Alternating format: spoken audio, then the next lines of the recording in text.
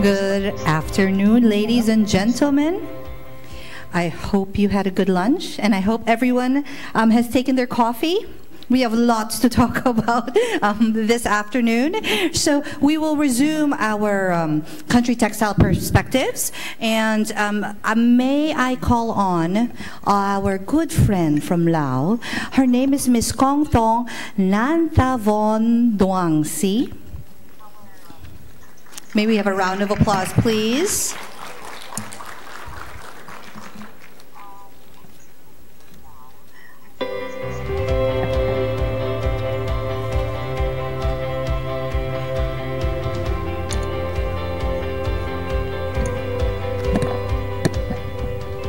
So Ms. Kong Thong is actually a designer, and she's the co-founder and head of Technique and Materials Development from Feng Mai Gallery. She was born into a weaving family from, I apologize, Ms. Kong Thong, for if I say it wrong, from Samnewa, Hua-Pan Province. She has a master's degree in linguistics from the University of Philology at Piatigoysk, former Soviet Union. Kong Thong sat at the loom and learned how to weave when she was very young, at 8 years old, and now she's a master weaver of the floor loom weaving and a tutor of weaving for Lao and international students. May we have a round of applause, please, for Ms. Kong Thong.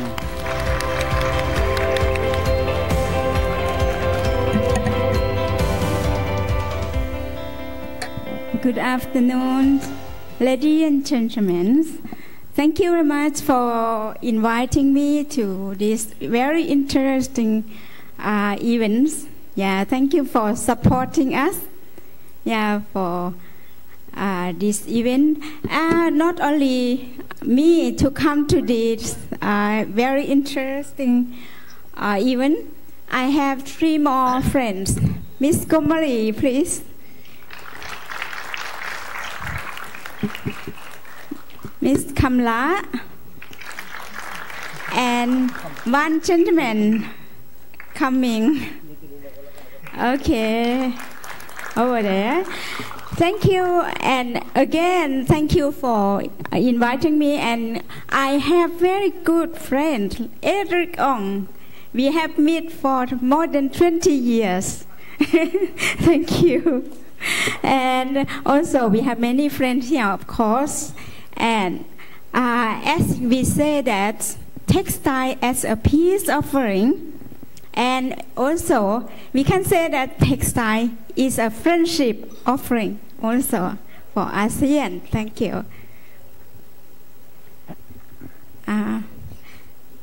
As we know that Lao textiles have been as part of our countries, and we have 49 ethnic groups in our countries, and also each group have their own textile and their own techniques.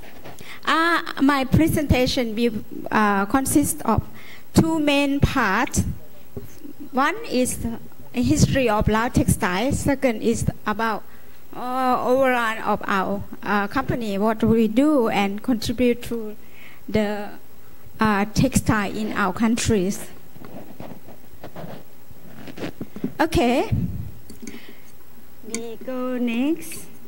As you know, Lao countries, some people ask me, you are from China, you are from Vietnam, you are from Thailand or something. So Lao is sandwich of 5 countries. So as you see, Lao countries where we are landing countries now. And as a part of our culture, Laos women have to learn 3 main things.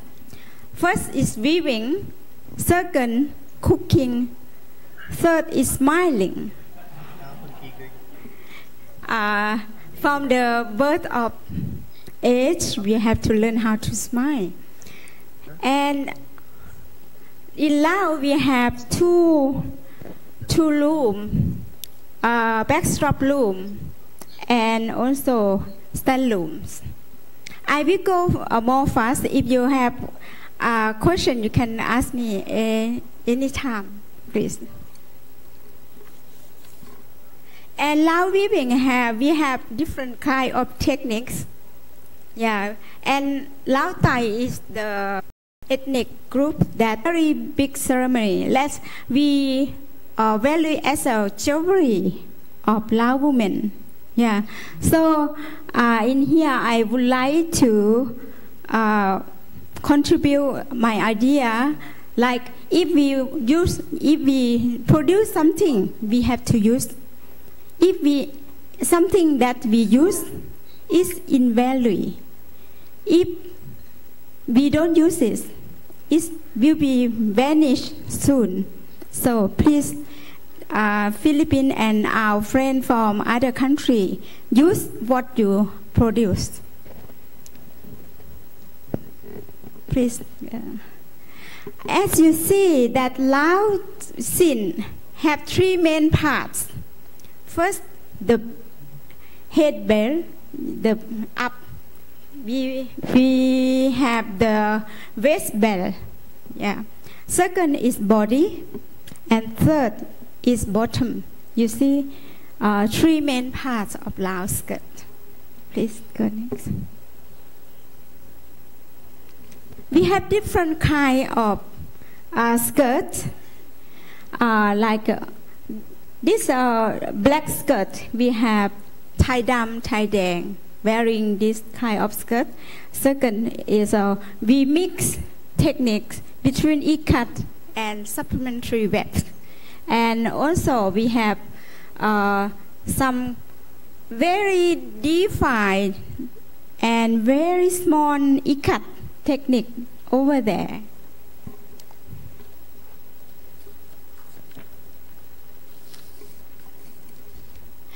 Okay, you will see the meaning of Naga. Meaning of Naga is very important of Lao, like a human and also power, magic, and related to like a father of the Lao people. Yeah, have long story about this design. We have more than 20 kind of Naga in the textile of Laos. Yeah, I will not go to the detail. The Siho is like Singapore. You see, Singapore Siho is the main landmark of your country. The name is from Sanskrit word. Siho is also elephant lion. That meaning is very powerful, and also we have Naga. Still, we have Naga and people inside the elephant lion. Please go next. Here the design. If we see the bird, it means freedom. Women weaving and thinking about the freedom and have very romantic story about the birth. One time in the past, there is one very beautiful history and fairy tale about the birth.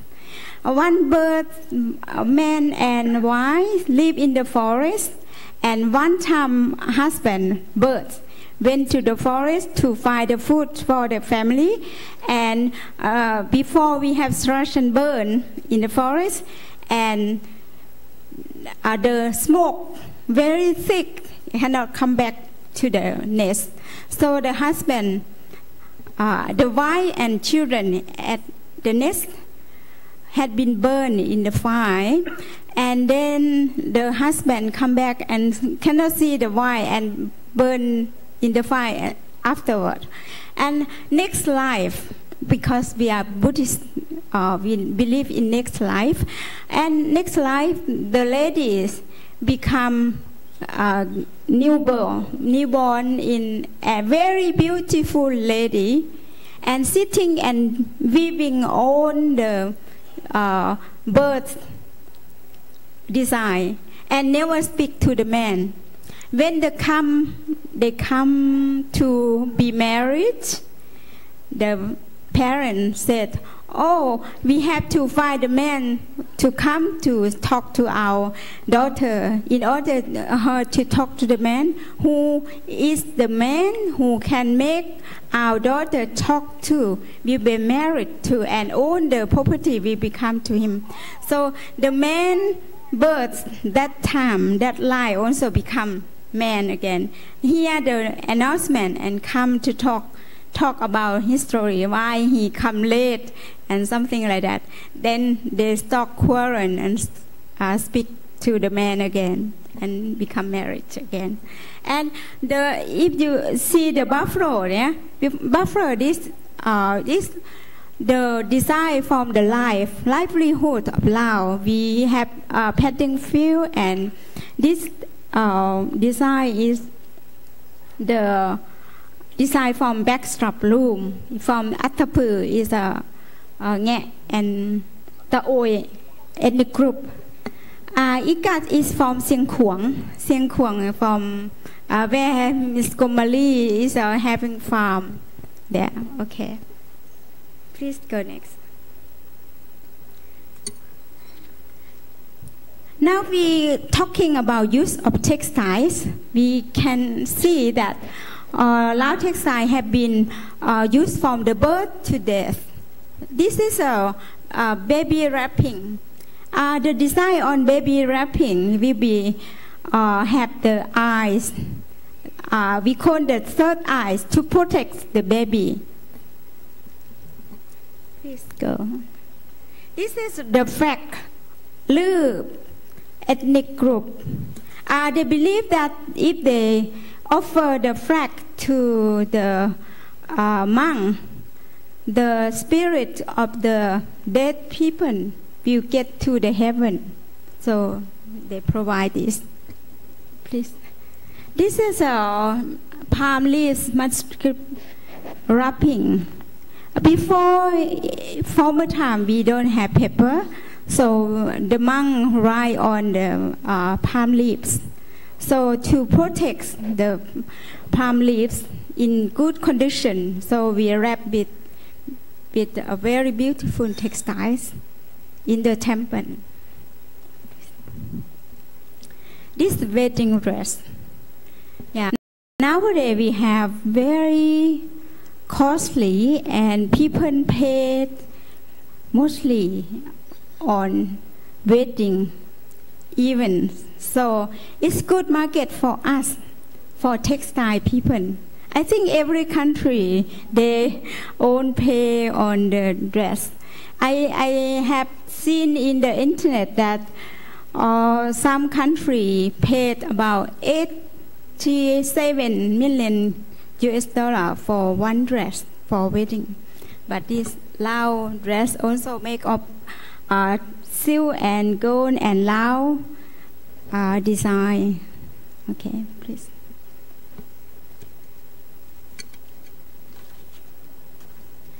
Again, this you may not see nowadays because we have a house in closed room, but before it's open room, big room, so we have mosquito net for the cooper, new young keeper. And these are from Thai Dang people. This dory is very important from the former time. Before, why weaving in Lao is part of Lao culture, because if you cannot weave, you cannot get married. Why? Because we have to prepare dowry for the bride and bridegroom family. Yeah, we have to prepare for at least 2 years and sometimes 4 years when after engagement. This also Thai dam. This kind of jacket they wear 2 times in life. One marriage. you have to notice that when you see this kind of jacket, you see that in the bottom have something that like a pocket. When they get married and they go and sing to the bridegroom and bride family, the owner will give money or some ornaments to them, and as a pocket they put there. Yeah, but sometime after that they can wear one time again. But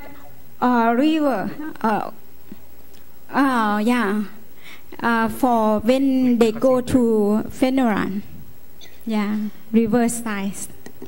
And this coffin cover, before we don't have the fancy coffin wood, we use the textile for cover the coffin when people dead, pass away. Okay.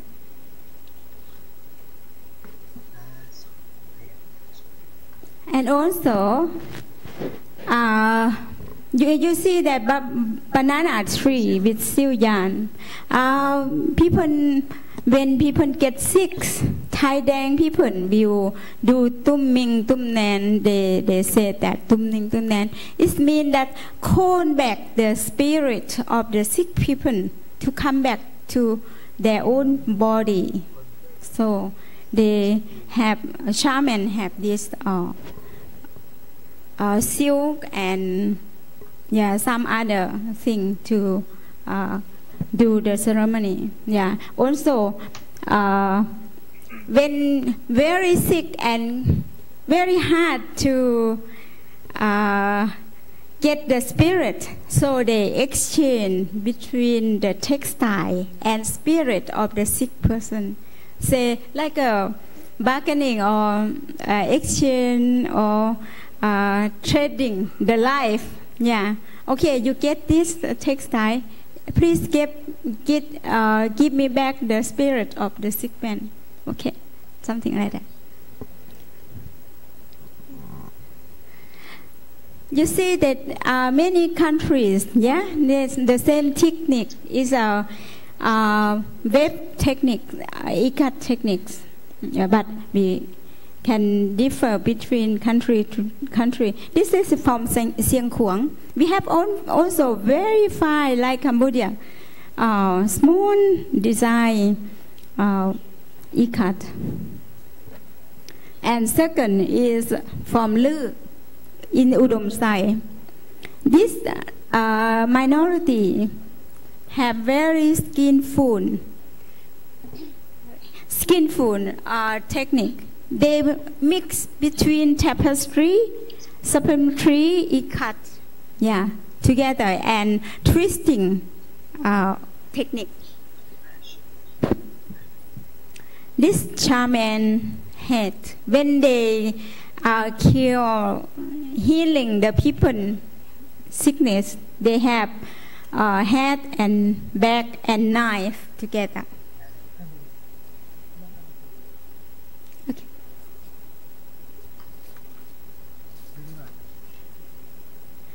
Now we come to how we contribute to the Lao weaving and minority. This from Laksao is the near Vietnam, in the middle part of Laos. We have organic farm for mulberry to raise silkworm there. Okay, please go fast. And okay, now we go fast because we know that sericulture and how contribute this. Why we make older people and young people? Because from generation to generation, we contribute to the textile. Please. This cotton plantation we also do in organic way. Natural dye, we have different kind of natural dye from the leaves, the bark, and the root, the fruit. Yeah. It's the indigo. Yeah. Yeah, leg dye. You see, leg dye. And bark of the tree. Okay. Yeah. Why we call weaving is university of life? Because whatever you do, if you like it and you concentrate it, you will have the diploma or certificate for that work. We don't need to say that, oh, we have to go to higher education or lower education. Just if you want to do, you will have the future of it. So please go faster. Yeah. You see, I get the prize from UNESCO. Yeah, since, yeah, you had to go. Why I write Lao words? Because I want you to see that Lao language. In ASEAN, we have different kind of language. So we write. This is in Philippines. Yeah. This is in Thailand. This government of Laos. Yeah. And that I say that if you like your work and doing better and better, you will get certificate, you will get prize, no matter your education is. So please go forward. Our company contribute to Lao Textile as we research, we teach, and also design to generate income for the people on textile. You will see the book over there. This is how we do fashion show. Yeah. To keep Lao textile alive, we have to show that Lao textile is very beautiful. Your country also have many beautiful things. Yeah. Please go. Maybe you can ask me afterwards about our company. Yeah. Please. Go on. Yeah. Yeah. Okay.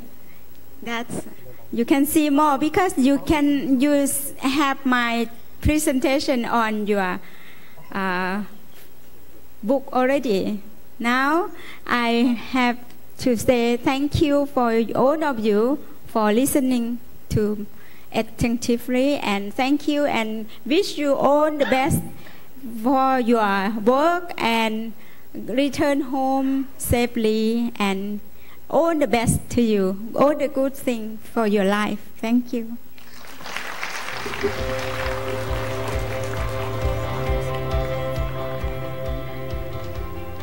Thank you very much, Ms. Kwang Thong. I think we might have to take a field trip to Laos and look at all the different textiles. Who's with me? Okay, so now we will have our open forum. May I call on Ms. Phon Sreath of Cambodia and Ms. Diana Yusuf of Indonesia. Please take a seat on stage for the open forum.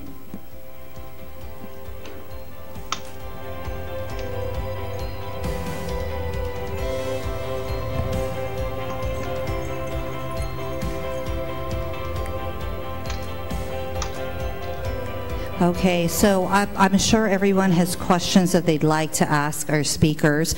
We have 2 mics on each side of the room. If you have any questions, we are taking questions. Anyone with questions?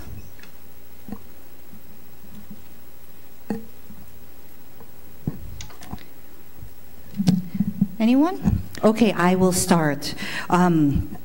Okay, so my question is, Now you see that there are a lot of, this is for all of you, that there are different types of textiles that are print. They're not anymore hand woven. And we have a lot of these entering the Philippines. So instead of our malong, this is our traditional malong, or what some countries call sarong. We don't actually have as much hand woven malongs because there are other printed textiles that are being used with similar designs. How has this affected your weaving communities, and how has it contributed to your weaving communities?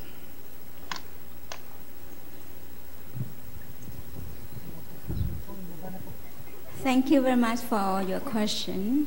I think we have two sides always. One thing, if you have something new and it makes us more creative, and we have to think more and go forward more. And also a second thing, is good for the people who see that printing work and handwork comparison, which is the best, which is better. So people see visually.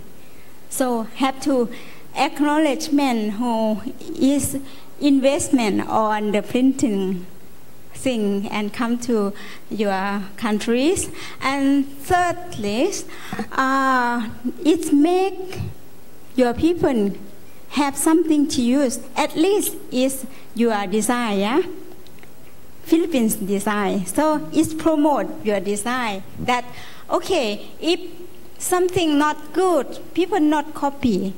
So make price of that. Because you are good, that people copy. Thank you very much. All right, thank you very much. Any other comments? Yes. For me? Yes. What should I take? If it's printed, Yeah. so what do you think? Yes. In Cambodia, you know, our weaver, the weaving is from our old generation, and we make at the province.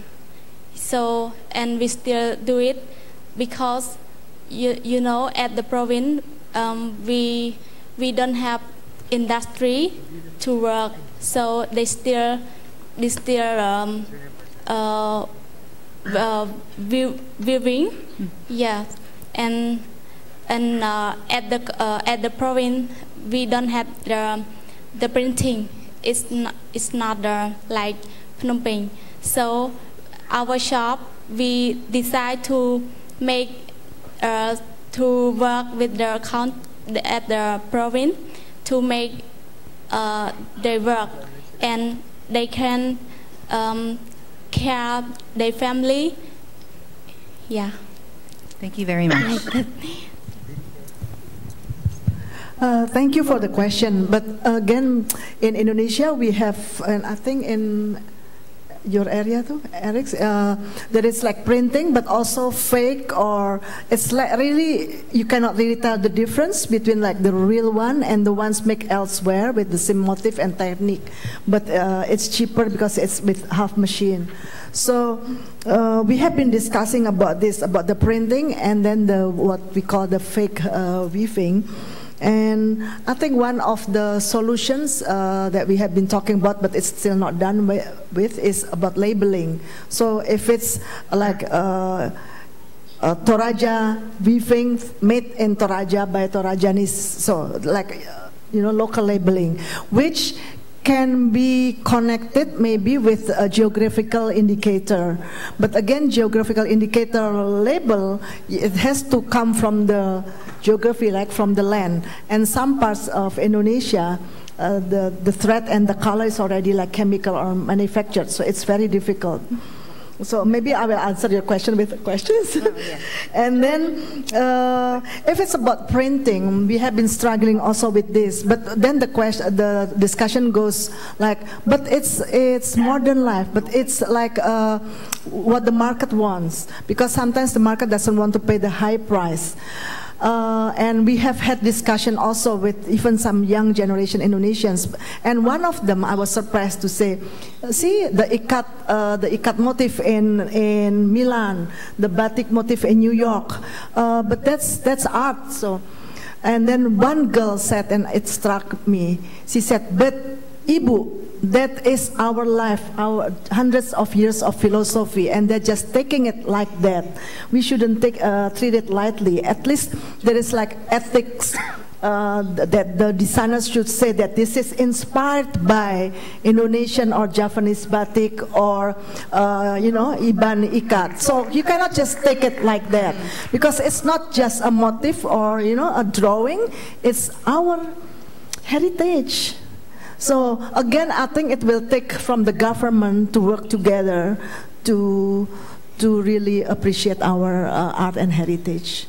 I hope I answered your question. Thank you very much. We actually also have the same issues with people that are not educated about our ikat. So we have ikat from the Northern Cordillera that are used as funeral blankets. And now there are designers using it as clothing, as skirts, but they do not know.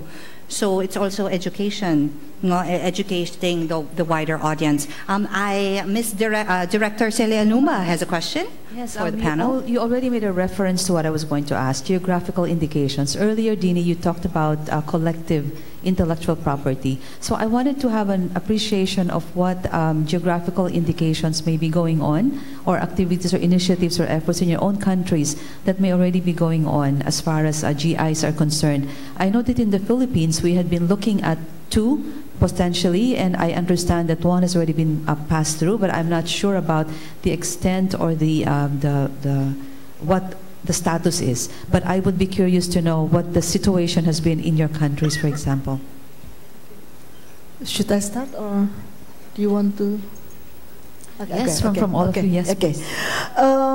Again, I'm not an expert, but I've been trying to learn about all this, because now Indonesian government, they used to membatikkan, to batikize Indonesia. Now they're going to hak patent, patent, let's patent our weaving, let's patent. And do you know what you're talking about? Like patent, what is patent? So I talked to some lawyers, and of course, there are different degrees and different definition. And a lawyer explained to me, patent is if you make something really new, a new product, for weaving. Then most of the Indonesian lawyers start pushing the individual property right. So we had a heated discussion on that. But to answer your question about a geographical indicator, because what I have found out is basically it's for food or for plantation, for plants, and for textile it's a bit difficult. But I talked to a lawyer in Jakarta, and they just passed Mandar ikat textile, which is from Sulawesi. But they sort of trick it because the silk, the plant of the mulberry tree, it has to come from the land. But we have no more mulberry tree, we have no silk, we have no cotton. So they start planting it. And then the local government started pushing it. So plant a little bit of mulberry tree, plant a little bit of cotton, and then they have different degrees of geographical indicator. So like 10% is from the land, the remaining is not. So I was just like, what is this? But they're trying for that. Because in the geographical indicator, from what I understand, then we have some economic value, right, for the land. So I was talking to the region head of Toraja, and I talked to him, what if you just, let's try to make local rule, because the region head, Bupati, they can.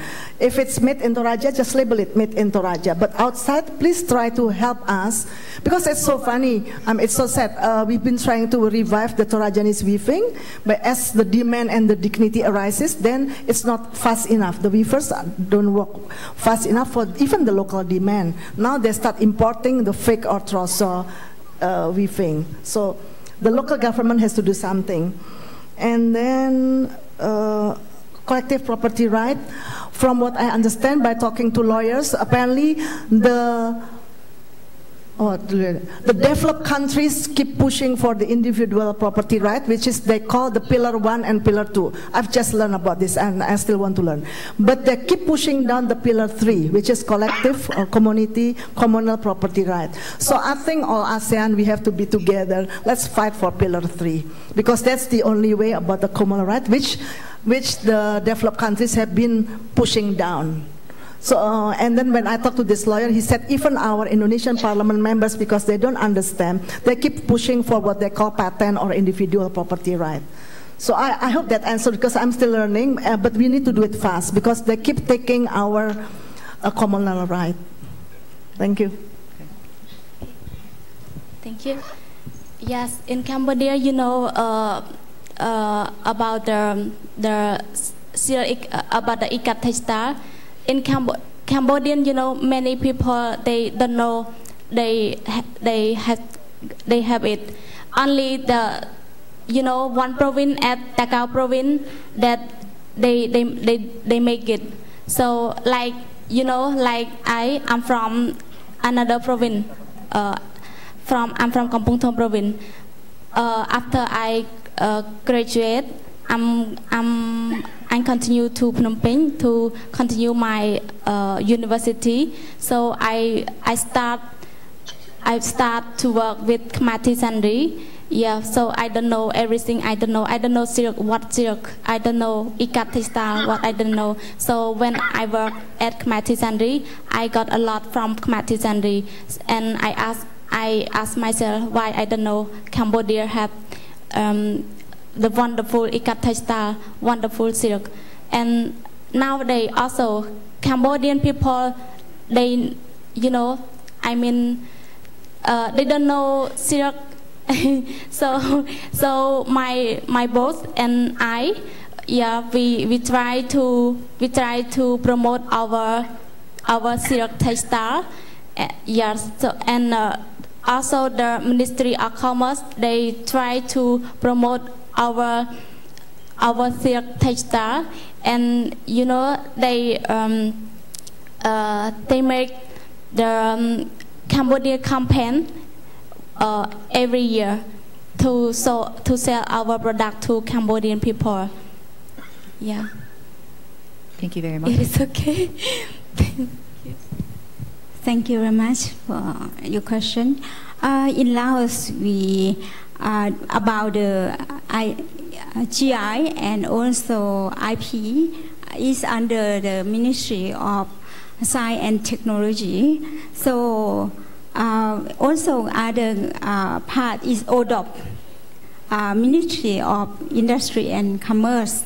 So we have GI is about khao kai noi is rice in Sieng Kuang, and textiles in Hua Pan province, and also coffee in the south, Phu Phiang Boriwen. And also ODOP, our government have tried to promote this ODOP, and also Chetro with the Handicraft Association also promote Chai Lao for the quality products. So one thing I would like to you all in this room to think about is understand of the nature of the people, that people are unique. Yeah, we are not the same. We like different things. We are not the same as other people. So think differently. Yeah, be your own identity, and that's our IG and also our trademark for ourselves. Thank you. Okay, thank you very much. Do we have any more questions? Yes, please.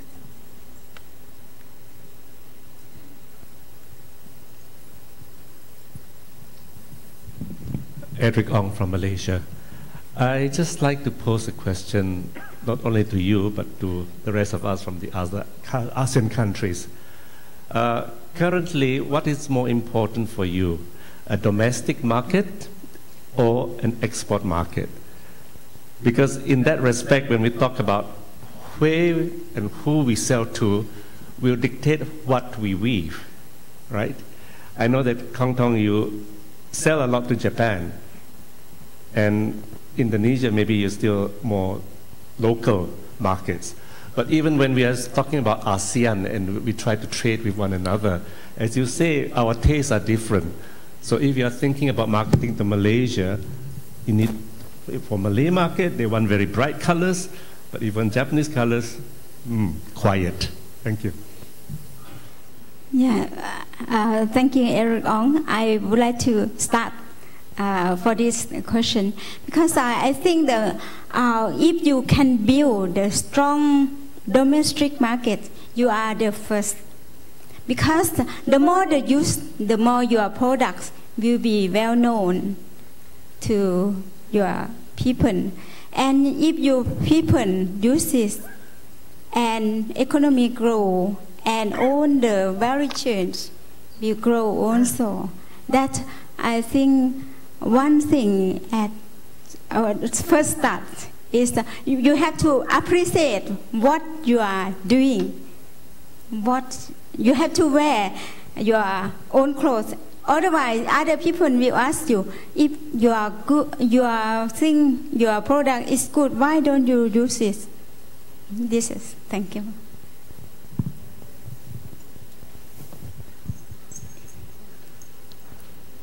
Yeah. Are you selling Thank you very much. Are there any last questions or? Okay. Yeah, Eric, good question. Because again, that's a marketing strategy. When we started in Toraja, again, I don't know whether it's Indonesian or Torajanese. If we sell only locally or nationally, the Torajanese will not wear it. Even my husband refused to wear his own his own village product. He was so embarrassed. But once we start selling to Japan, so it was just a marketing strategy. We started selling in Japan with Japanese color preference. And then when the Torajanese and Indonesians saw that we could manage to sell in Tokyo, Osaka, and all that, they start wanting, hey, can we buy the Toraja Melo weaving that you sell in Tokyo? Then it starts growing. And now the local market, even local in Toraja, we don't have enough. Our weavers, 250 weavers, our partners, they cannot produce enough to the point that Toraja Melo cannot buy Toraja weaving because the locals now are wearing it. My husband is the best indicator now. He wears Toraja weaving everywhere. It's just so funny. So that's the local market. But that's Toraja and Mamasa, which is different in Sulawesi. When we start working in the eastern part of Indonesia, which has very rich ikat weaving, the locals are still wearing it with pride. So we don't really need to show that we are selling in Japan or in Singapore. They are really proud of their weaving. But then their weaving is very thick, very coarse, that it's, and it's too beautiful to cut. So if we are thinking, if we sell it like outside the area, then it has to be an art cloth. We don't even dare or have the heart to cut it. And actually there are rules that we cannot cut the naga head or the, like that. So we will have to produce it, work with them, and to be art cloth. So I hope it answers your question. Yeah. I mean, to Edric's point, can we maybe request all of the other members of the delegation to also give a short comment, whether you're looking at export or domestic in your approach, please? Dr. Nancy, there's really no weaving. We had spoken earlier about this. Yeah, our project, as we are going to show tomorrow, is a collaboration with Laotian weavers. And since our project is mainly a research project in itself, we created these designs for an international market. But then the combinations of colors, we used the existing colors, as tomorrow I'm going to explain as well. We didn't want to introduce any new palettes of colors because since we are from a Singaporean background and we are designing these designs for the Laotian weavers, we didn't want to intervene as designers. So long story short, we tried to edit the colors in a way that would suit the international market, but still using the color palettes that are originally from the culture. Thank you. Edric? I thought other people first before Okay. I am the one asking the You can question. pass. Okay, in Malaysia, as I will present later, we have the kain songket, which is the silver gold thread brocade embroidery done by the Malays. The main market are domestic because they have now priced it so highly because all these corporate bosses who are rich and well-to-do will want to wear a hip wrap, especially the men, as an indication of their status. But you can hardly sell that kind of cloth anywhere else because it's more a cultural identity.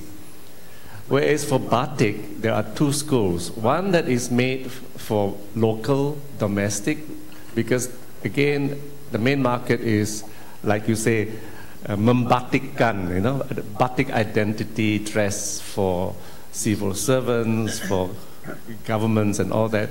So the Malay taste is bright and gaudy. But when you're marketing it as a fashion cloth, then it has to change the market, whether it's Japanese, American, or European. So that changes. For the Iban textiles that I've been working with, the market is more international because these are cultural examples done to the best of its kind. Takes a lot of money as well because of the time. So it's more appreciated by collectors and textile enthusiasts outside of the country.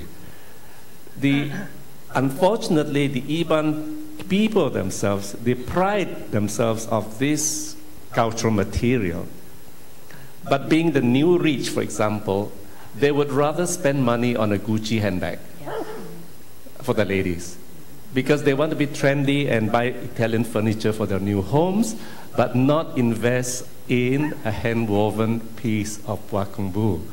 So that's what we struggle with. But in order to sustain and keep that tradition alive, we have to sell it abroad. So that's what I'm... The third cloth, which is now something that we are trying to promote and do more research and promotion about, is what we call talun, which is the tree bark cloth. It's known as tapa or kapa in Polynesia, but it's something that we have here in our region, that instead of cutting down trees and, you know, but using the branches of certain trees as a textile material, which can be used for interiors, which can be used for attire, and it's something that we are hoping that we can have ASEAN collaboration in. Thank you. Thank you very much. Do we have any more comments? Kamin, would you like to comment from Thailand? My name is Kamin. I'm the delegate from Thailand, and I think this question relates to the marketing strategy. As she has said, sometimes it is really easier if you export it first, sell in Tokyo or Europe or Osaka, then you can sell local, because sometimes the people in our country, they like the goods that are from other countries because they think it's more quality. But I think it also depends on the products you're trying to sell and the price point you position yourself. Yes, thank you. Thank you very much. Anyone else from the audience would like to comment? From Ambassador Delia Albert. I'm just curious, do you, anyone here, sell to China? Is China a potential market? Is China a competitor? How does China come into the equation? Market thoughts of the industry? If there's anyone who sells to China, may I please have a show of hands? Okay, none, Ambassador Albert, none at the moment. I think I think it is largely, well, I have to first of all comment that as far as the Philippines is concerned, we share very, very similar thrusts that Dini and Kamin and also Edric had mentioned. Oftentimes, because we have to admit it, the price considerations for traditional textiles, where you use more natural materials and natural dyes, for example, the price considerations are beyond what is typically within the reach or what is accessible to our local people. And so when the other countries see this and they see a different value to it, at the same time, they recognize that this is more environmentally sound, more ecological friendly, all the politically correct undertones for the product, then it takes on a very different value proposition and a very different significance. And we have seen this in many examples in the Philippines as well. One particular designer, for example, she embarked on coming up with beautiful product, but in the Philippines it was hardly selling. When she started to sell to boutiques or to small circuits in the US and in Europe, all of a sudden it flew, and she was now selling $200 shorts. $200 for an embroidered pair of shorts, right? So, but she had found an audience out there, and after that, many of the well-heeled or the better, those who are better able to afford it in the Philippines, started to be her customer. But we have now seen in the Philippines a resurgence of sorts, which is incredible. We have a very, very strong support from the social entrepreneurs. Cherise is a very keen example of this. She's doing a fantastic job with Culture Aid. So she's bringing the work of the local communities down south into the mainstream Metro Manila avenues. At the end of the day, these social entreps bring this very cultural, traditional product into the marketplace. Having said that, we have to find a way to bring it mainstream. This is where we actually get into a bit of a bind at the Philippine Textile Research Institute, because the word textile is very encompassing for us. It is not just anchored on ethnic, cultural, or traditional textiles. This goes all the way into all gamut or all of the arrays that is available, all the way to technical, functional, industrial textiles. But we have found very, very strong support, a very, very strong need to anchor our activities on traditional textiles at the moment, because that is what we have a lot of ways of expression, number one. Number two, deeper ways of contribution. So there is more significance to our community development, our inclusive innovation partnerships. So we find that there is real value to really looking at the export market by making it more international in the design, the color stories. But having said that, we also find with the social entrepreneurs around us that there is a strong demand for local, traditional materials at the moment.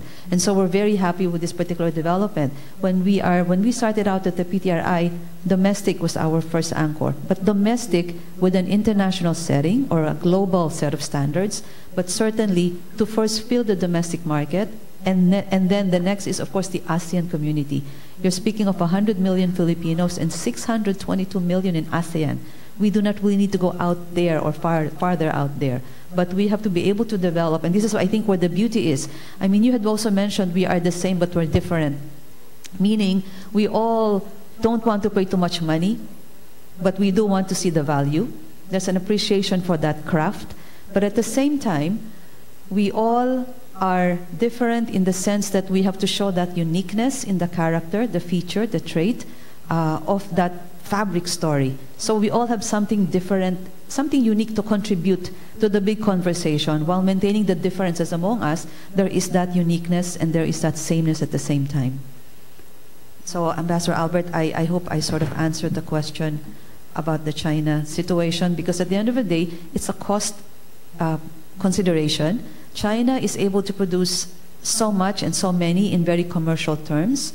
I imagine they also have a cultural, a creative economy, but we have yet to tap into that because perhaps the conversation has not really gotten started in that direction. Thank you very much, Director Celia Alumba. MC, I see the lady over there. She wants to. Yes. Okay. Thank you. In a lot of countries, especially hand-woven textiles and traditional textiles is under a lot of pressure, and weavers are dying off. And so I think this kind of comes to the marketing. How would you like to see this industry grow in each of your countries? If you could set, this is ASEAN, which does a lot of planning, multi-year plans. What is your vision for your country's weaving industries, textile industries, or even just the groups you work with, for growth over, say, let me just say the next 5 years? What's your vision for where it's going, or where you want it to go? First of all, we'll introduce Meg. Meg Kale. Meg is the founder, creator of Ola Lily. Would you like to say, yes, you do footwear? Actually, I'm someone who fell in love with textiles when I came to Asia 5 years ago.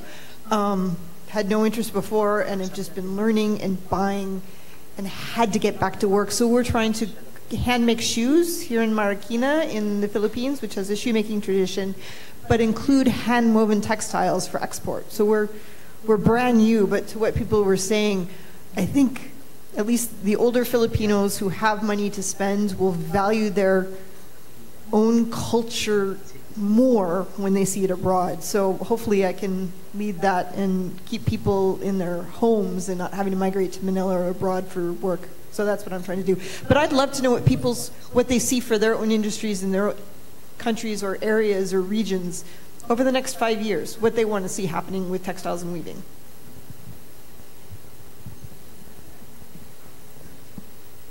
Miss Diana, did you want to? Miss Fawn? Thank you. Can I go back to China first, just a little bit? Because I think that was a good question. And 3 years ago, I did a presentation in Malaysia, in KL, for the Obama thingy, Global Entrepreneurship Summit. And one person from China with his whole entourage kept following me for 2 days, and then we got to talking with the interpreter. I think that there is potential in Chinese market, and he told me through the translator that, ma'am, we are very rich in China. We have grown so big, and everybody has their own Louis Vuitton and Gucci. And my rich friends, because everybody is wearing, having Gucci and Louis Vuitton, it's nothing special anymore. We need a great product, one of a kind product, handmade. There is a market in China. But then we talk we talk through email, but I cannot speak Chinese, and then I will need help. But because he said my rich friend will want to buy one of a kind product from Asia, from other countries, because we don't have it yet in my country. So I think there is potential there. But we need to make it very high. And then he told me, if you don't believe me who I am, just Google me. So I Google, and he is like a very rich millionaire with for electricity, but environmental friendly, and he keeps going around with Xi Jinping. So he is real, but I cannot talk to him. I don't understand his language. So there is potential, I think, for very good, high quality handmade product. And thank you for that. Vision for 5 years. Meg, I'm so tired. I want to rest. But we went to India last year, and because I did research for Indonesia with such rich and diverse culture, so big and very deep poverty actually. I think we can learn a lot from India, and so my friends and I, with the support of the Creative Economy Ministry, we went to India and traveled to Northwest India. So my dream, my vision for weaving for Indonesia is I wish we had a Mahatma Gandhi. But of course we have different leaders, because Mahatma Gandhi put the setting that you wear what you weave, you wear what you make, you eat what you plant. It's very strong. While Indonesia, we have different challenges at the time that our leaders set up, one nation, one language. So we have different problems at the time. So now Indonesia has become like one of the biggest markets in the world. We are not the biggest producer. So it's like totally different way of thinking, different culture. But my dream is let's wear what we can make. But I think that was what is your presentation? Yeah, let's wear what we can produce. Let's eat what we can produce. And my husband keeps asking me, if you become a president, what would you do? I will close Indonesia because we can eat from what we have. We can wear what we can weave. We don't need other countries. I'm sorry, ASEAN, but we can. So that's my dream, is to do that, and again to work with the millennials, because having worked with them for the past 4 months closely, they really love their countries, and they want to revive the culture. So I think just working with millennials and wear what we can weave. Yeah. Thank you. I would like to continue. Thank you for the very good comment, and I think that every countries have their very good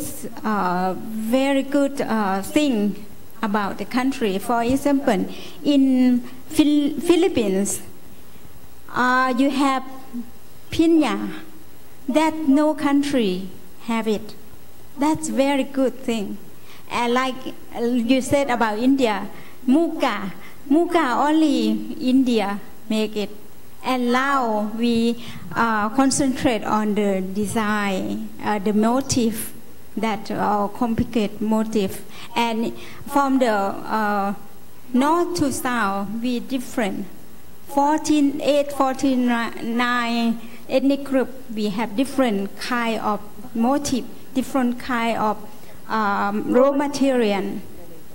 So we start, I think that in the future 5 years, I see in my dream, as you say, that each country grow with what you have in hands. Yeah, we develop. We cannot give until we have something.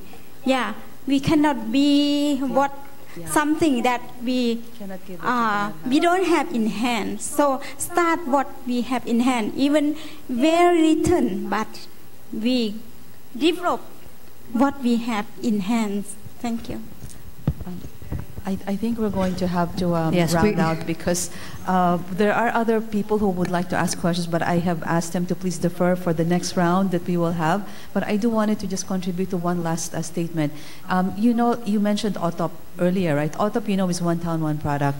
We always say that we have a different version. It's our town, our product, because there you have a more stronger sense of belonging and of promoting it. But we also say the same thing. OTOP, or our town, our product, is you use what you produce and you produce what you use. So it's part of that circular economy. Thank you very much.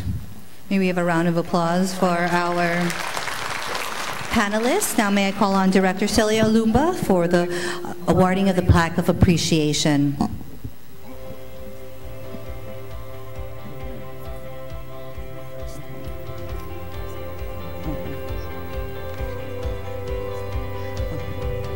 All right. May we call on Ms. Diana Yusuf, founder of Toraja Melo.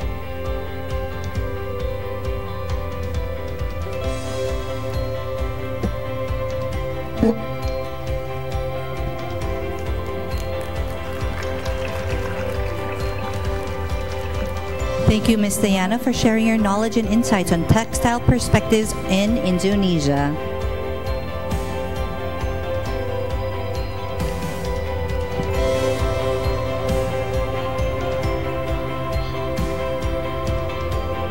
Now may we call on Ms. Von Sreyath, General Manager of Mer Artistry, for sharing her knowledge and insights on textile perspectives in Cambodia.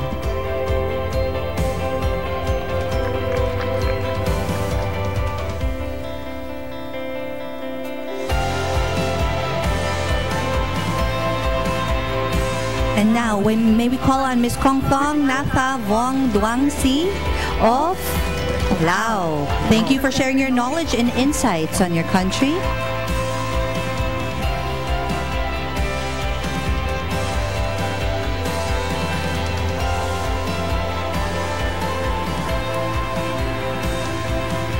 And now for another photo opportunity.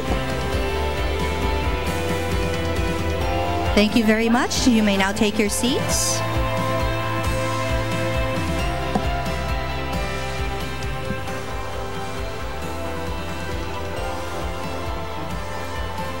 Okay, so we have more in store for you this afternoon.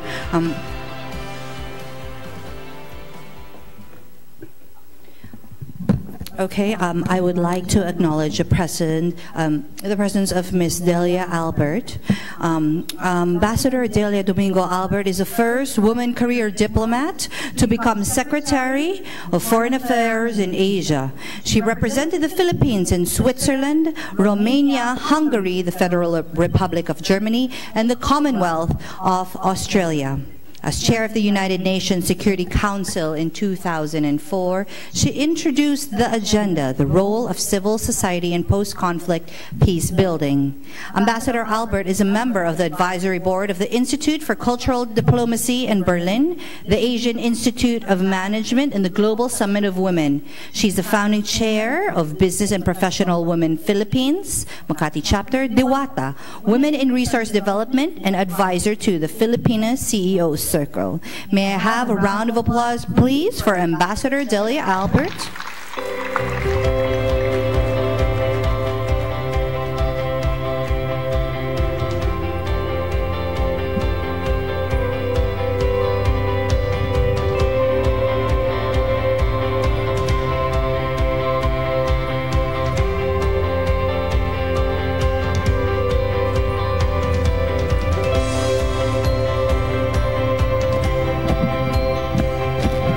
Good afternoon. You know, the problem usually is the lectern. It's the problem of the lectern, not me. But perhaps I'll just ask you if you hear me rather than see me. So I'm going to get out of that lectern and I'm going to speak out of it. Anyway, you might be thinking, what's a diplomat doing here? Yeah, I asked it myself. Actually, my real introduction, and since I joined the Foreign Service, one of my first friends in ASEAN was a wonderful gentleman from Indonesia who taught me how to dance tari piring and tari payong. For those of you in Indonesia, you know what that is. And I taught him tinikling. Can you guess who it is? He's a name that's attached to batik. But actually, he was the first Adlai Stevenson scholar in international law. And that's how we met. Ivan Tirta. Ivan Tirta came from a family of generations of batik makers. And I think he really introduced me early on in my career to appreciate textiles of ASEAN. Anyway, listening to the speaker this afternoon from Laos, I don't think I can qualify to get married in Laos. I don't know how to weave, but I can qualify in the Philippines. I can cook rice. Unfortunately, my husband doesn't eat rice. So whichever way, I think I'll just stick to my work as a diplomat. When I was invited here and thinking, what should I wear to this textile meeting? Should I wear piña silk? Should I wear batik? Should I wear batik barong, which has become very popular? I nearly did. But I said, I looked at the list of speakers and I saw the name of Chantavong. So I said, in her honor, I'm going to wear her silk. So I am wearing a Laotian silk. I thank the Department of Science and Technology for the Philippines for the invitation to participate in this ASEAN Textile Conference on the theme, Weaves of Change, Fostering Ties That Bind. Let me first begin with an apology for not having been here this morning. I had to address the ASEAN Women's Summit on the other side of town. And you know, it takes ages. It's like going from here to Jakarta to cross EDSA and all the streets here. We dealt with the theme, ASEAN at 50, what's in it for women and why women are in it. That was quite a mouthful, but we managed to do some good speeches in the morning, and since we could not find the real answers, I said I better rush to the other side of town. Secondly, I'd like to make a confession that when I received the invitation of Director Elumba to address you today, I felt a certain hesitation, as I really do not know much about the state of weaving and textile in ASEAN. And then I looked at the list of speakers.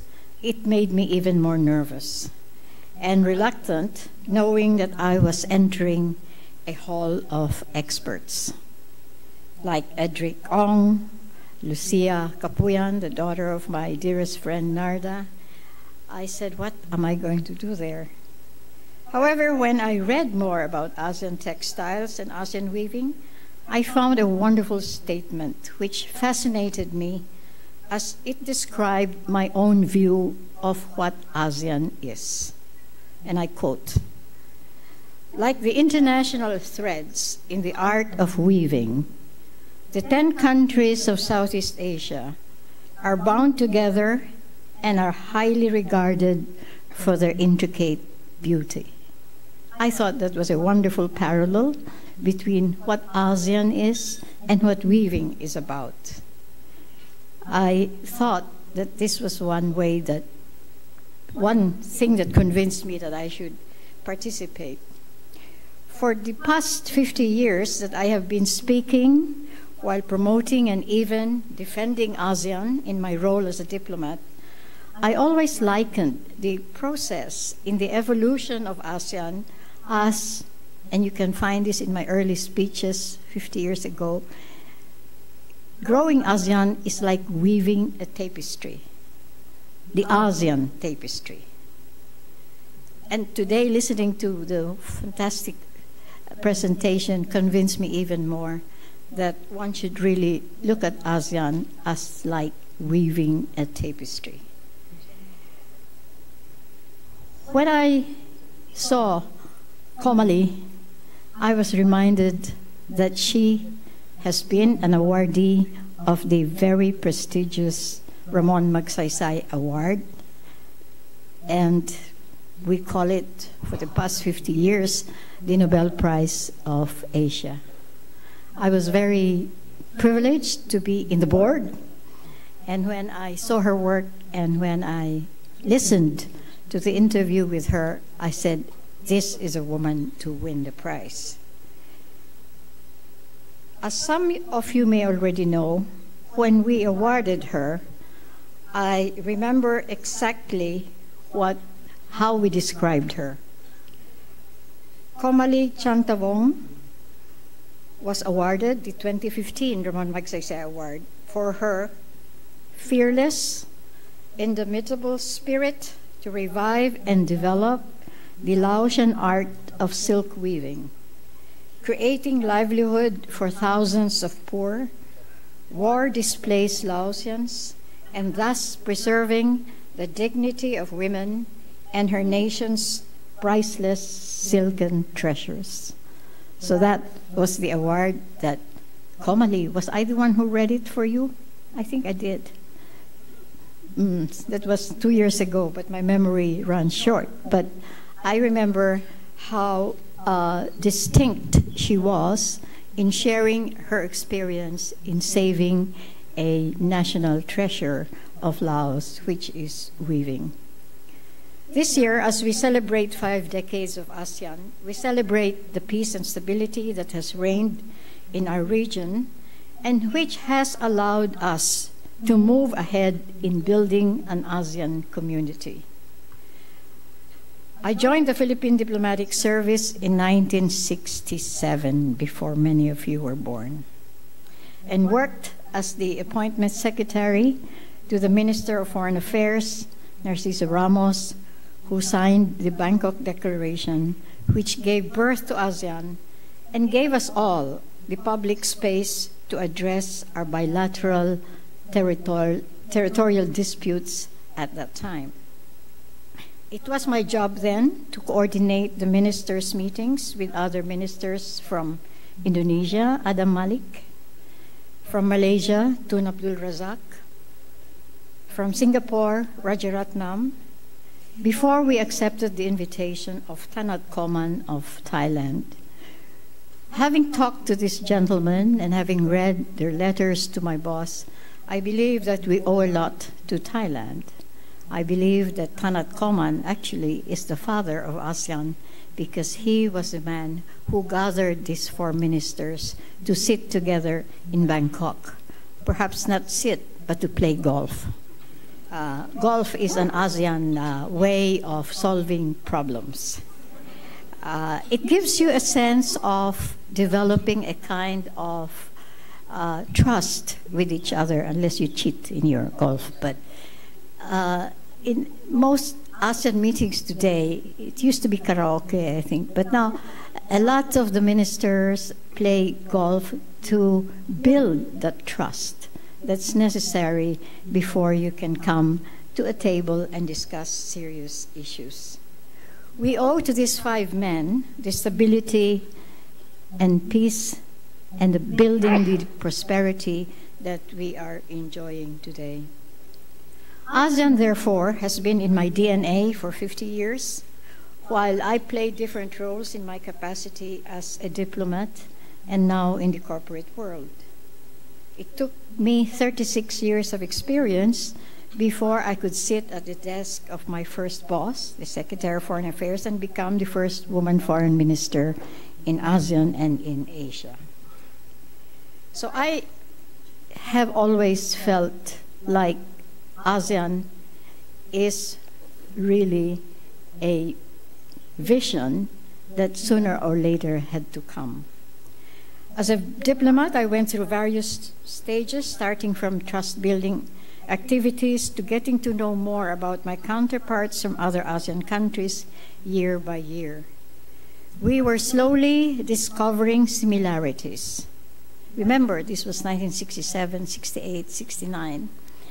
And dealing with differences through the proverbial ASEAN way of mushawara and mufakat, consultation before you get to a consensus. We have been criticized all over the world that we are very slow, but that's who we are.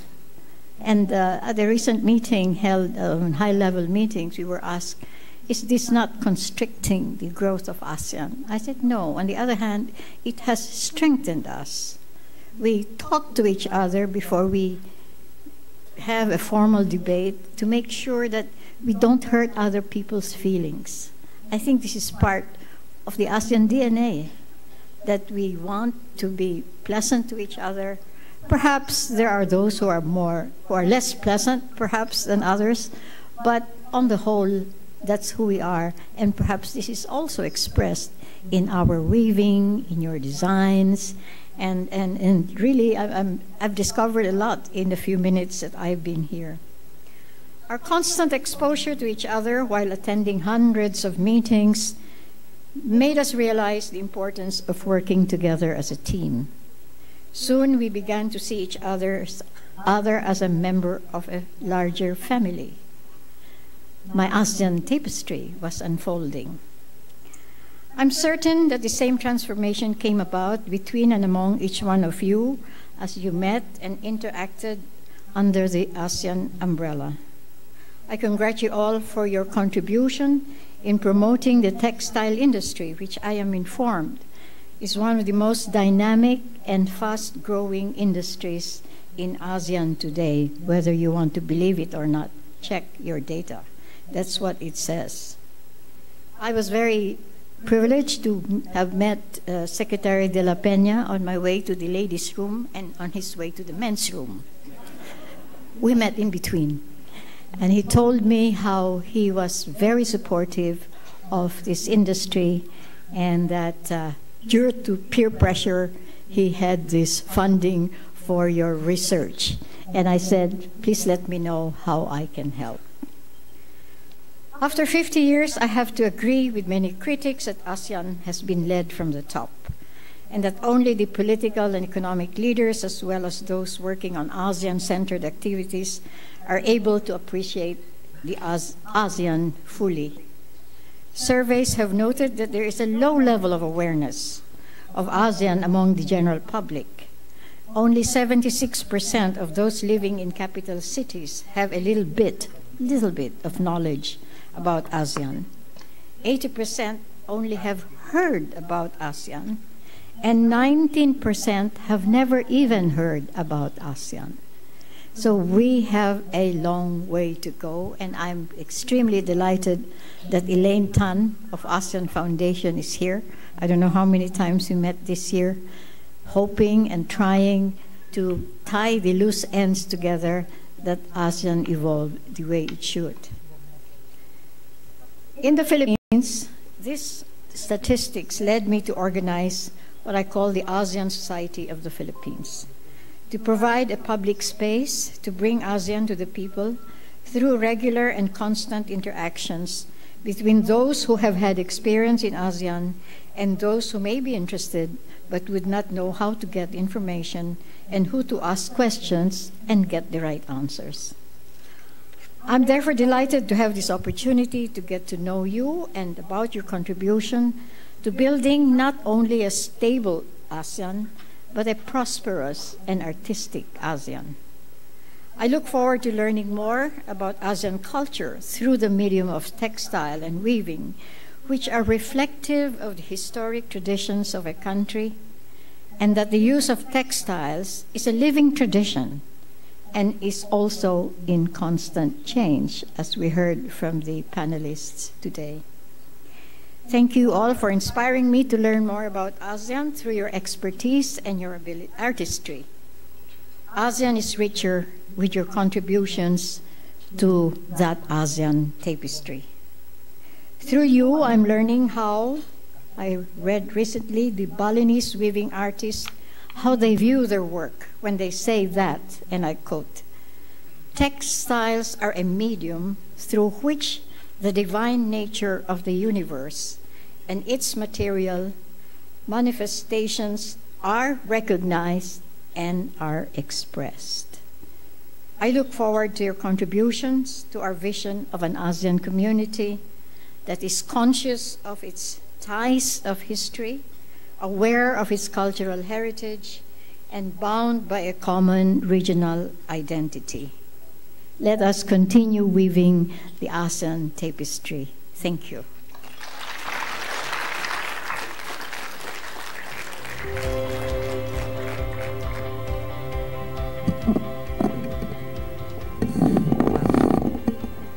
Thank you very much, Ambassador Albert.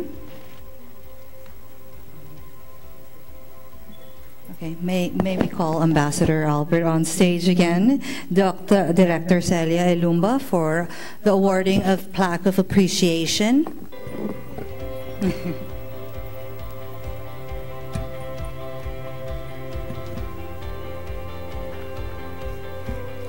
Thank you again, Ambassador Delia Albert.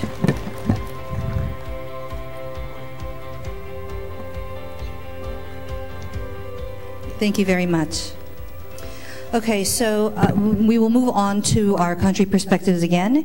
Our next speaker is the president of the Society Atelier Sarawak, the Arts and Crafts Society of Sarawak in East Malaysia. He is also the immediate past president of the ASEAN Handicraft Promotion and Development Association, or APADA, an organization that administers the UNESCO APADA Craft Seal of Excellence since 2000.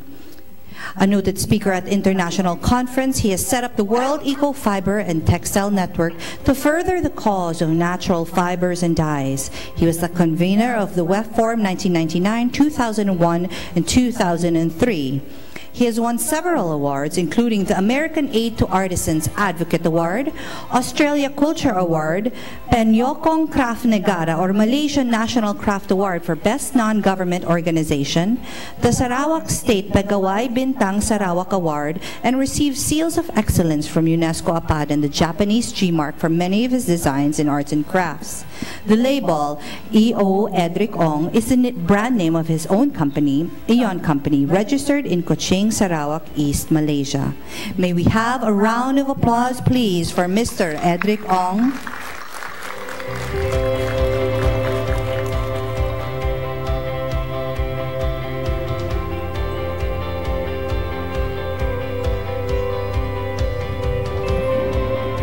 Thank you very much. It's such a pleasure to be here. Director Ilumba and Ambassador and all distinguished guests and friends from ASEAN. I am partly a balik bayan.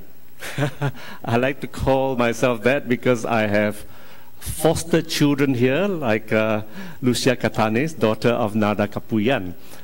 And I used to spend so many Christmases and New Years here over consecutive years in the 1980s. So, you know, I go back a long time. So I'm talking about textiles of Malaysia, introducing you to the different expressions of textile art. First, there is the hand-woven kain songket, kain tenun, and also the puakumbu ikat. Kain songket, kain tenun is like a brocade weave, which is similar in technique to what we have in all parts of ASEAN. Then we have batik. There are two types of batik, hand-drawn by wax with a brass instrument, like what you do in the Philippines, or with a brush. Then there's also batik chap or batik block, where you use a metal block to resist the dye to create the pattern. And what I'm talking about now, which is, I think, something which is novel and different, because we do not produce silk or cotton in Malaysia. There was a heritage of native cotton and a bit of silk, but we don't have the raw material, so we buy from our ASEAN neighbors. So tree bark cloth or talun. And of course, there's a lot of new innovative techniques. Hand-woven kain songket, kain tenun, mainly in the east coast states of Peninsular Malaysia, Kelantan, Terengganu, Pahang, and a little bit in Sarawak. Considered as traditional Malay costumes, especially in marriages, and has royal patronage, woven in silk but also in cotton.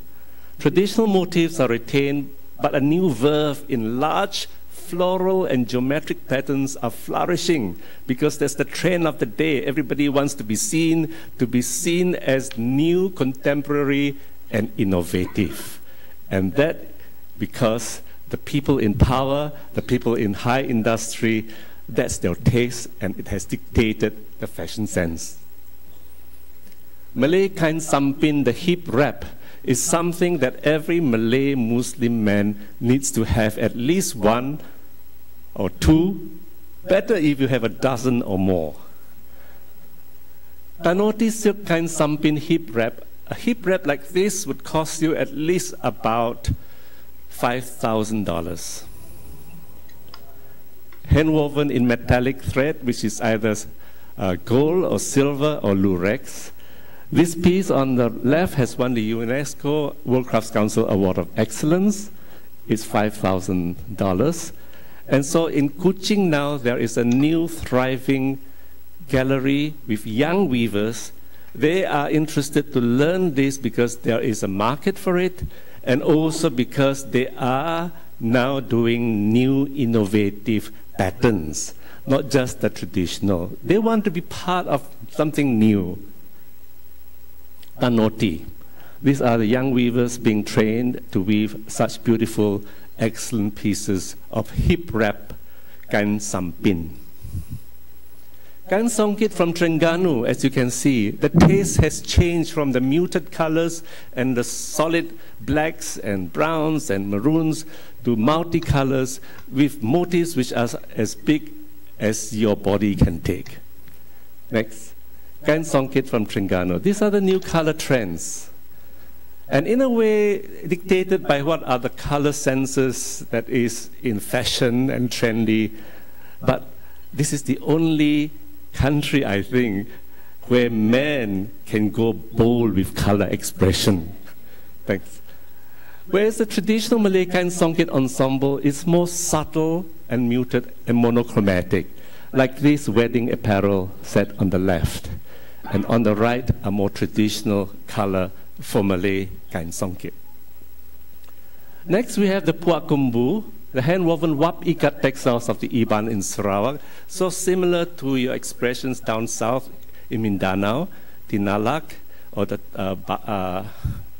Batlan, Plaan, textile weaving.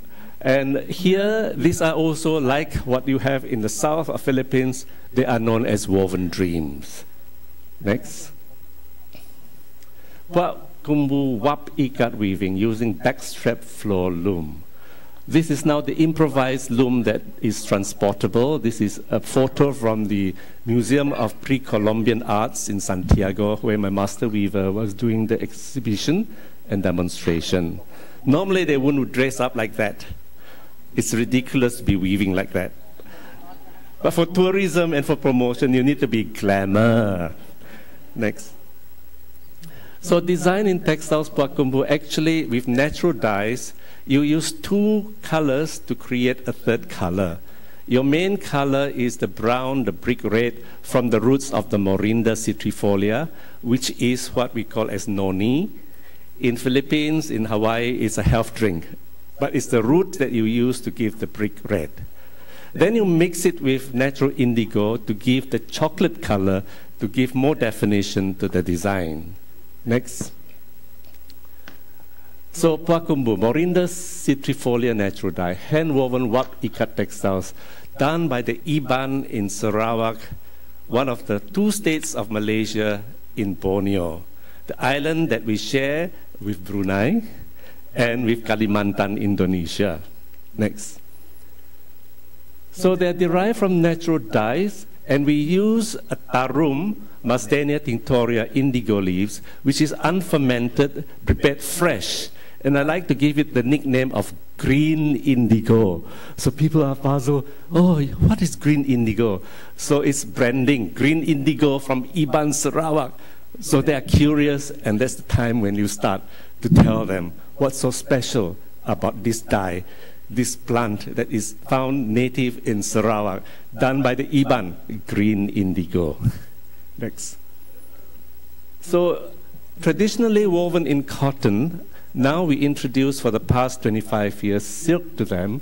So the hand-woven puak kumbu in silk has won the UNESCO Award of Excellence since the year 2001. You see, our leaves are big, and then we have recently revived and reused akar penawa landak, Fibra tinctoria, which gives a yellow, and the yellow piece is hanging on our model outside in our booth. Next. This is the yellow. The puak kumbu, as I said, with the yellow, it is something special as well. My story to sell to you a yellow puak kumbu is that if you have a stomach ache, all you have to do is to suck your cloth, because the yellow dye from your ikat will be a cure for your tummy. Next. Next. So it was on a journey of discovery to the rainforest, up in the mountains of Baclalan, where they call it wild biral, a yellow vines. In Baclalan in the year 2000, I rediscovered this color and reintroduced it back to the Iban community. Next.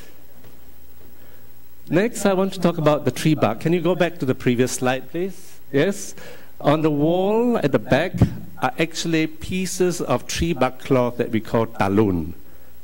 This is the original textile that the natives used as attire before they knew how to weave.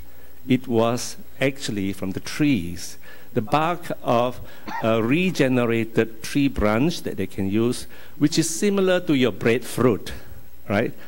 And so, next.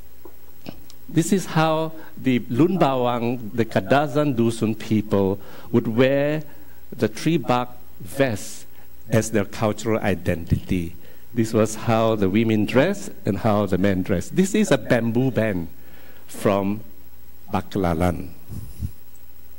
And here are examples from the museum where the bark vests are embellished through painting or through embroidery to give the patterns to a plain bark. Bark cloth and hats are now the cultural identity of Lun Bawang. Here is a whole community performing a bamboo band wearing the bark cloth vests. Here is the minister, the chief minister of Sarawak on the far right, participating in the cultural festival, but he also has to wear a bark hat and a bark jacket. Tomorrow night in our little cultural performance, we'll show you some of these examples. Lun Bawang warrior costume, right? And these are the hats that I've brought to show you tomorrow night. This is a new innovation whereby the tree bark cloth is now made into a cowboy hat, right? So it's something contemporary, and now they've started to decorate with the cultural motifs. And here on the left, also with hand-painted coconut shell as embellishment to further give expression to a new fashion. Malaysian batik, I'm sorry, I apologize to my Indonesian brothers.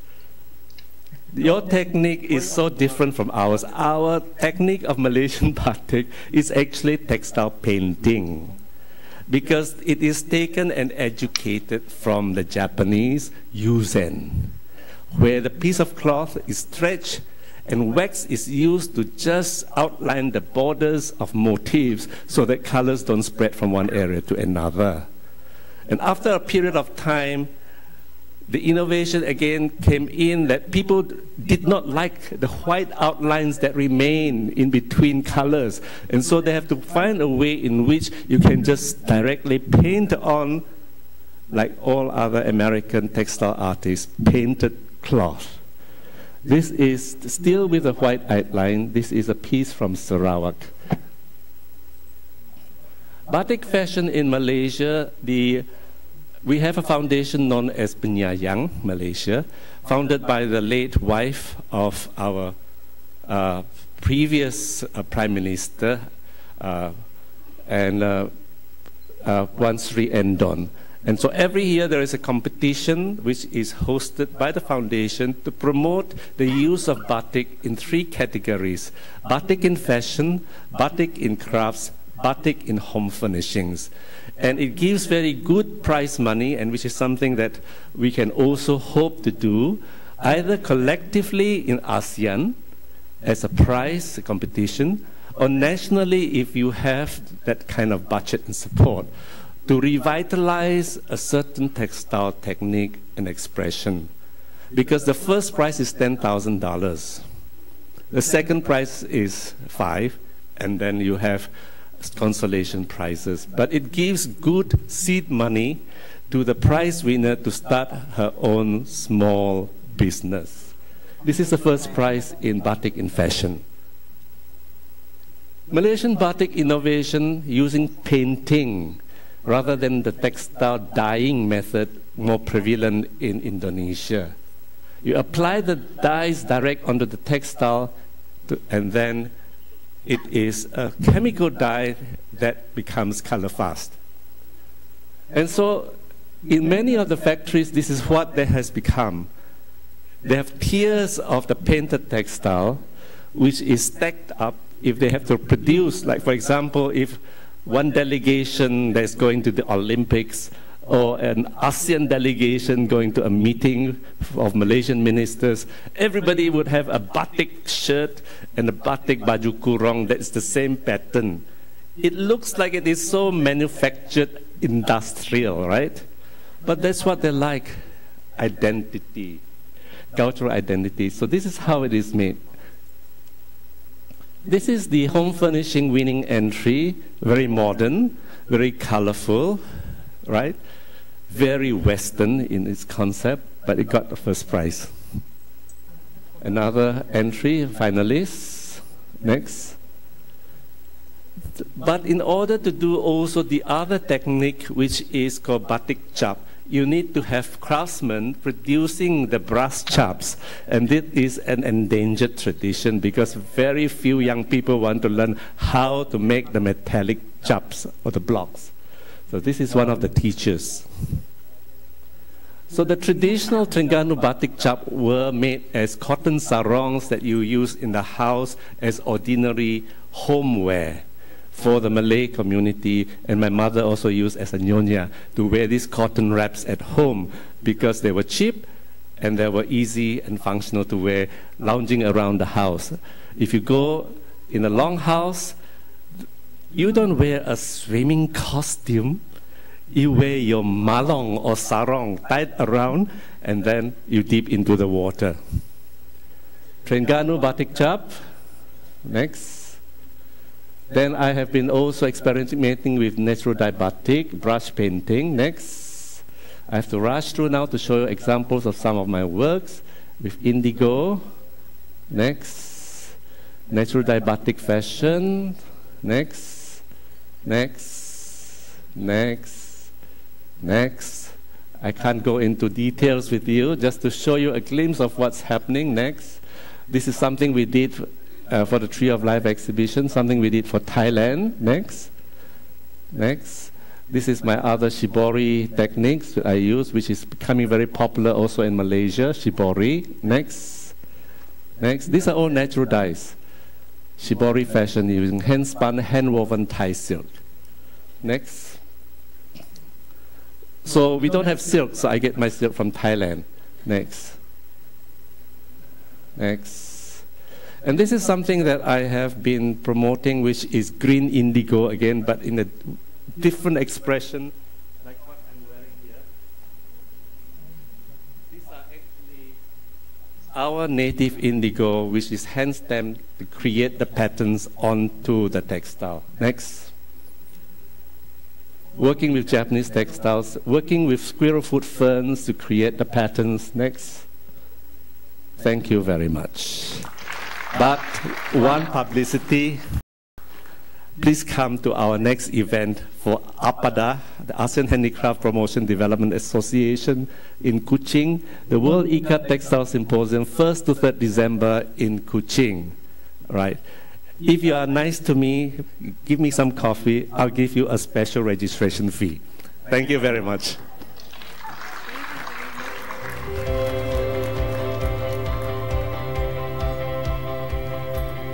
Thank you very much, sir. I have all the coffee that you want. I will be giving you coffee the entire day. Okay, so thank you very much for that. Now we have our speaker from Myanmar. Okay, so our speaker received the Joint Award of 2015 Accelerating Women Entrepreneur for her textile production achievement by Partnership for Change and GIZ. She finished a 3-month research for organic dye and textile in Kanazawa College of Art in Japan 2015. She has also attended and participated in various international seminars and workshops for social enterprise in textiles. She now heads the Sunflowers Textile Manufacturing since 2004. May I introduce you, and may we have a round of applause, please, for Ms. Phew Ethane.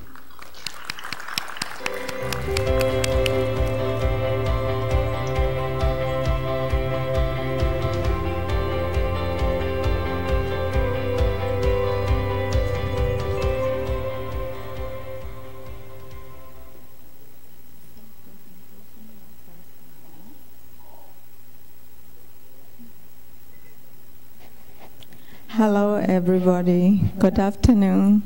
Are you sleeping? After lunch. Now, today, I'm very happy to meet all of you, and also here there are a lot of women working in the weaving and dyeing and textile sector. So, actually, I prepare not for the technique and design, but for the encouraging for the weavers for new generation.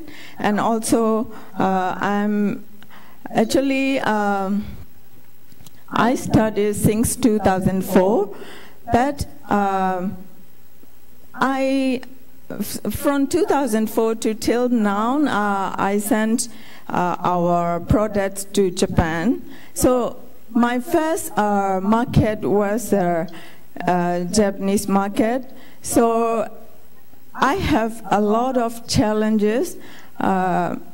But in 2013, I went back to my country and I studied for the local market. At that time, for me, it's very easy for the local market to expand the market. So today I want to present about Myanmar situation, Myanmar and dyeing situation. In Myanmar, we have natural fibers like cotton, silk, lotus, and jute. But recently, we have cotton and raw silk and lotus and jute. And lotus is, I think, for lotus, our Myanmar lotus is famous among ASEAN and among in the world. Yeah. So lotus fiber. Have you ever been lotus fiber and lotus scarf? We are displaying in our Myanmar booths. And also here, my colleague, she is Donna Miao. She is the big promoter for the lotus fabric in the Inlet Lake in Shan State, the biggest weaving lotus and silk weaving factory in our country. Yeah. So lotus thread is produced largely only in Myanmar, and it is a symbol for Myanmar, and it was used only ropes for monks in ancient time. But now it's used for gloves, jackets by Myanmar and in international market. And lotus plantation was originally from Inlet Lake in southern Shan State, and it has spread to Mone in southern Shan State and Sengai and Sonye in Mandalay Division. Because nowadays, actually, we have not plenty of the fiber and yen. That's why now we are so proud for the lotus fiber. So this is the lotus scarves in the photos, and then you can see also the real materials in our booths. So the good quality lotus can produce only in rainy season from May to September, and most of lotus fabric business are family businesses. And men pick up the lotus flowers and stem from their leg, and women extract the threads. So we call like a family business. And during processing period, whole family moved to lakeside because those women, all of them are actually, they are weavers. But from May to September, they stop their weaving and they try to take their produce their lotus fiber, and hope that Myanmar ICH will be in the UNESCO record soon. Yeah. Next one. So in our country, the documentation and collection of traditional textile fabrics and history or ethnic design are very weak. Now today, I'm so happy to listen all other ASEAN countries have their history, and they have their many records and research now. So we need to try more and more. So need solid policy to preserve local know-how and distinguish exceptional craftsmanship then can contribute to a creative textile industry in Myanmar. Yeah. So in Myanmar, actually, today is nowadays like a IT era, and everybody it's running to their to reach with the wall by online, Facebook, and social media, and that's why in Myanmar also most of the young generation wants to walk in the easy walk. They think like craft walks is like difficult, and it's emphasize concentrate the whole times. So they don't want to walk in the craftsmanship. So majority of young women are reluctant to become weavers because of the lowest paid jobs. So difficult to set up as a business when compared with the sewing shop, because sewing is easy to finish. So and then to get the good quality, we need to concentrate almost all of the steps. That's why for younger generation, they want to do very quick and very active, so they don't want to concentrate on the craft works. So, and then we have many challenges, so we cannot compete with the cheap foreign fabrics, because craft work is it takes time, and we need to check step by step, and also we need to promote our craft. That's why we cannot compete. No? And then better creative business model would increase the perception of the sector and be more attractive to the younger generations. This is, I think, not only in Myanmar, in also other countries, and we have the same challenges. No? Yeah. So in Myanmar, most of the stores are selling everything from longies and fleece, sweaters, slipper, hats. Most of the products are imported from neighboring countries like China, Thailand, India, making them even cheaper than local products garments. So for the handicrafts and handmade, it's like people think like expensive. And then people think like this is not for us. For the local people, they cannot buy in very expensive craft materials or something like that. So for raw materials, also in Myanmar, for decades we have failure of the production.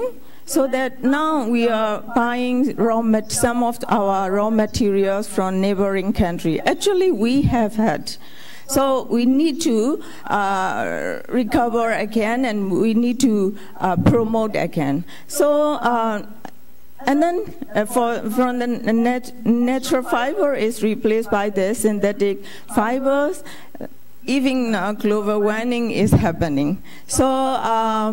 As I'm a founder of Sunflowers Group, so I organize the ones who wants to learn how to weave and how to dye, and also I'm working with the mixed with synthetic fiber in Myanmar. Yeah. And we have also new markets for traditional textiles. So two main textile production in Myanmar. One is local demand and consumer.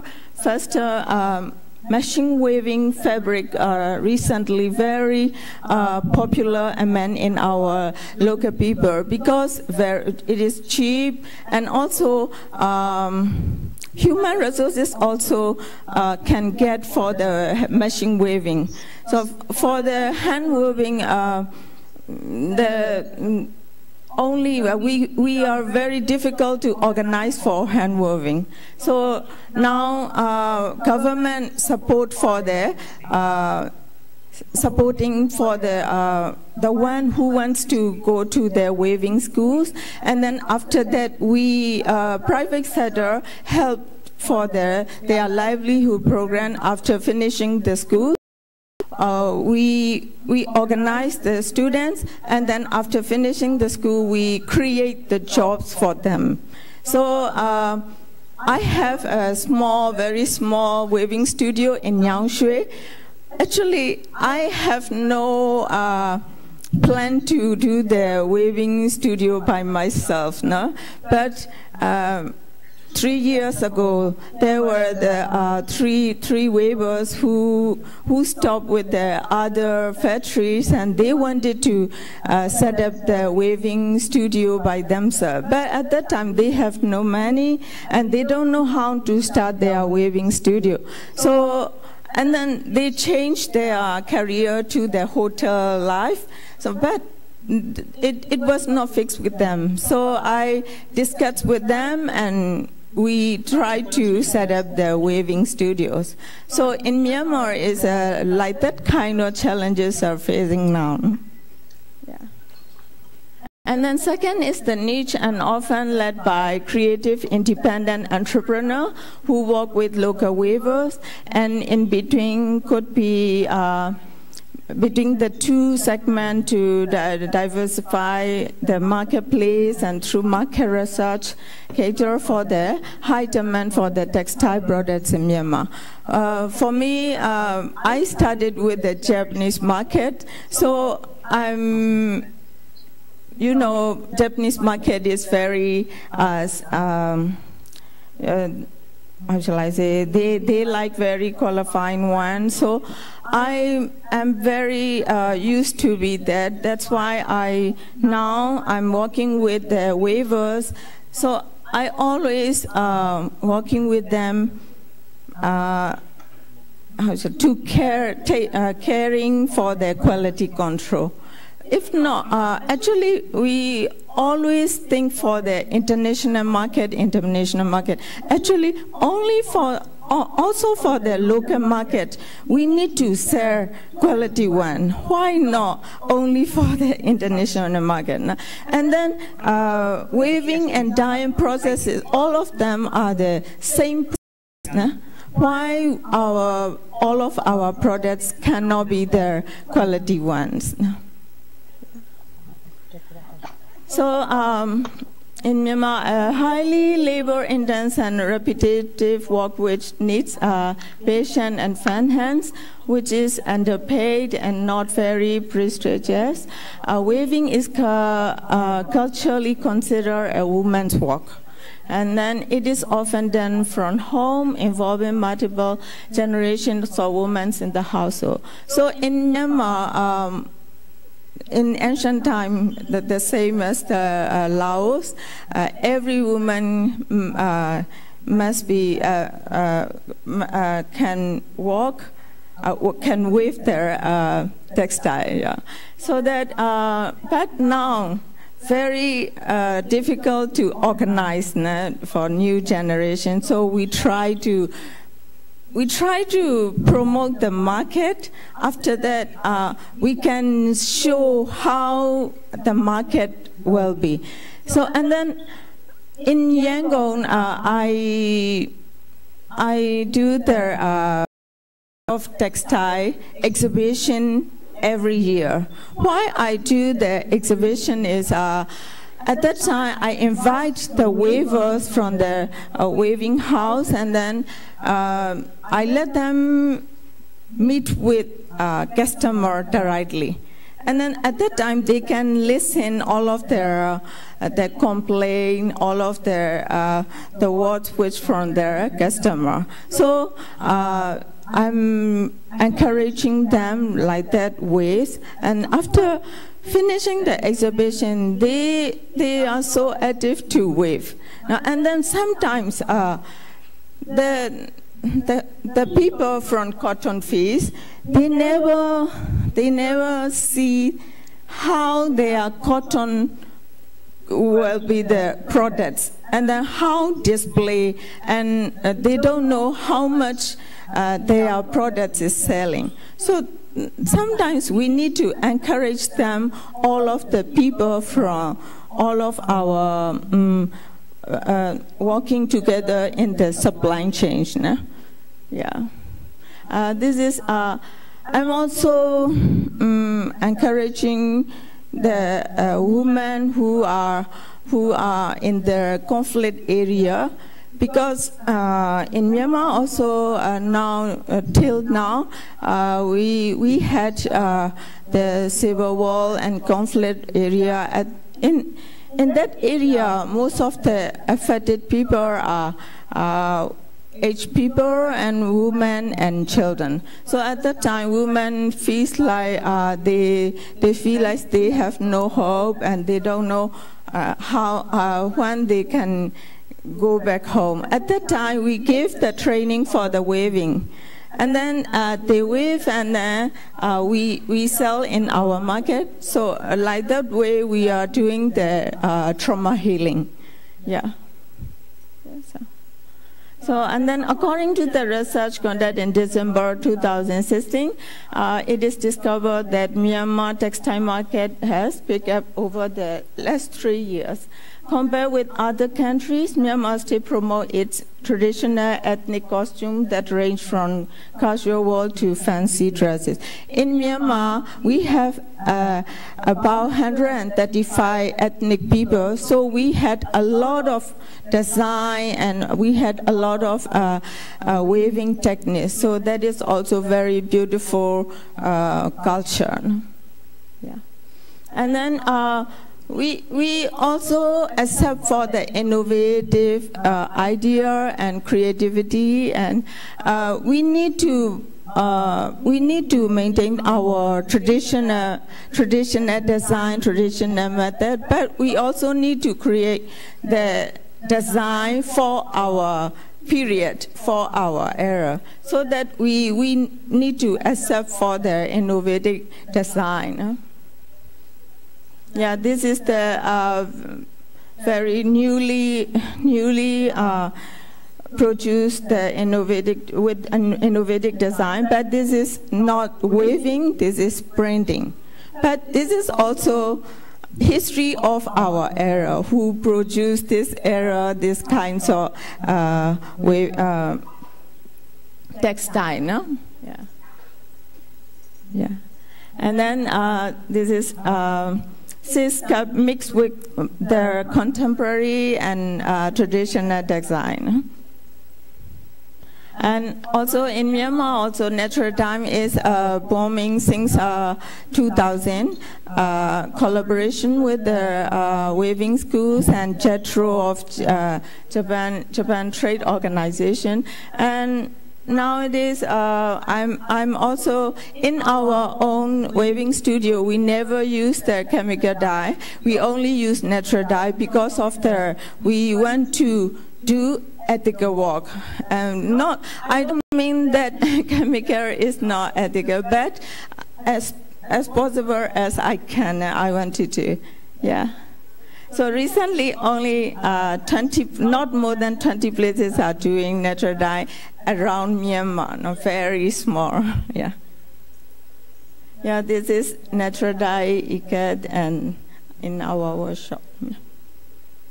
This is Chin ethnic design with natural dye.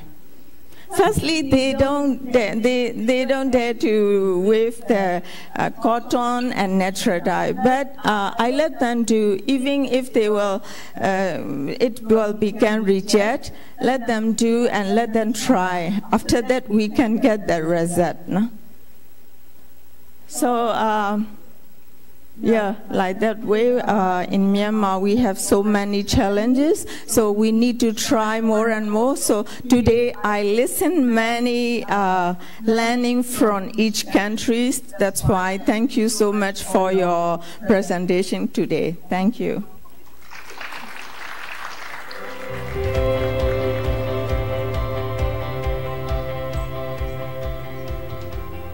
Thank you very much, ma'am, for your country perspective. Now I would like to call on Dr. Simon Ellis. Dr. Simon Ellis will discuss cultural value proposition. Okay.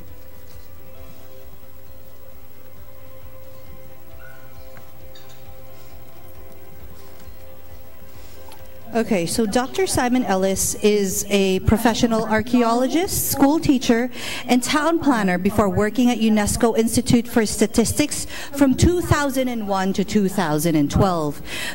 During this time, he led every aspect of UIS work, including global education, science, and cultural programs. He was lead officer for education for all and UNESCO representative on the UN Group for Statistics on the Millennium Development Goals.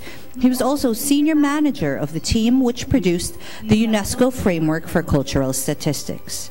Since leaving UNESCO in 2012, Simon has worked as a consultant in education and culture, spending half of his time working for UNESCO and half for the European Union. He is concentrating work on countries in which he has a special interest, in particular Georgia and the Philippines. May I have a round of applause, please, for Dr. Simon Ellis.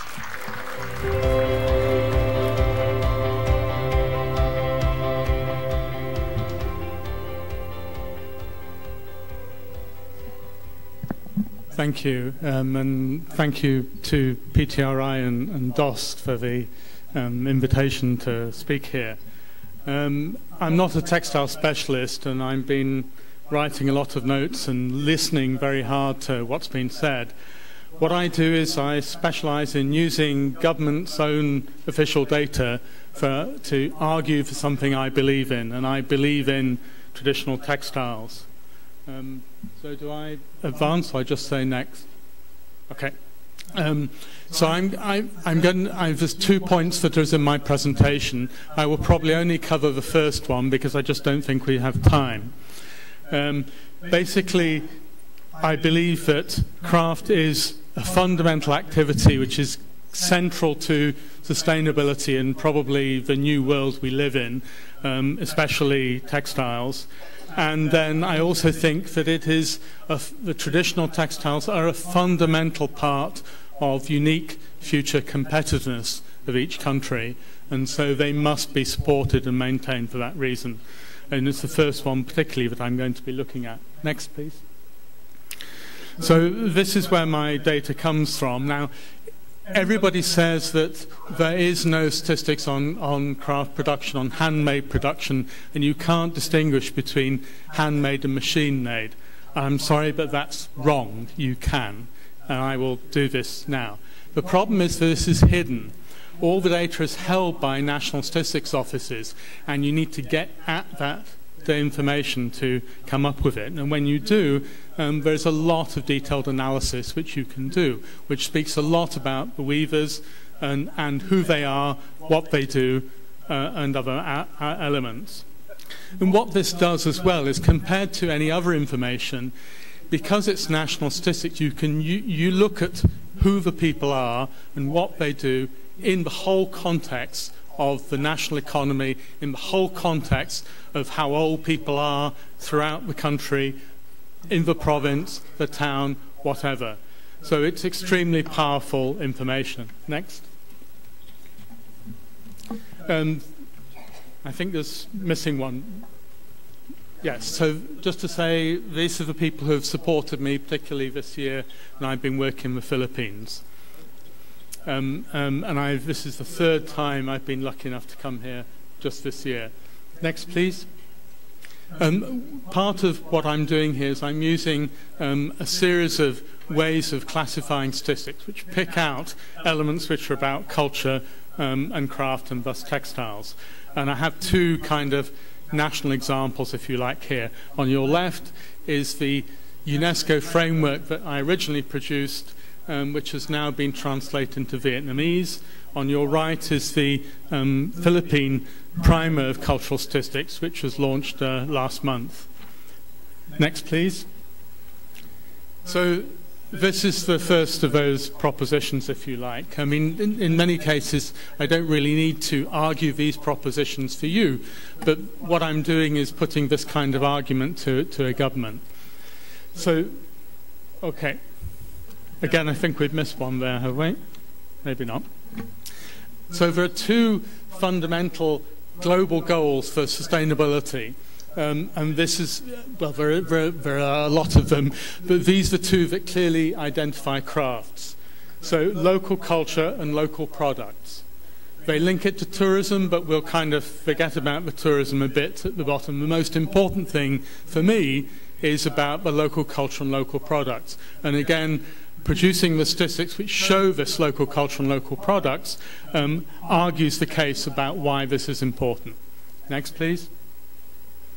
So textile workers in the Philippines are really kind of distributed throughout the whole country.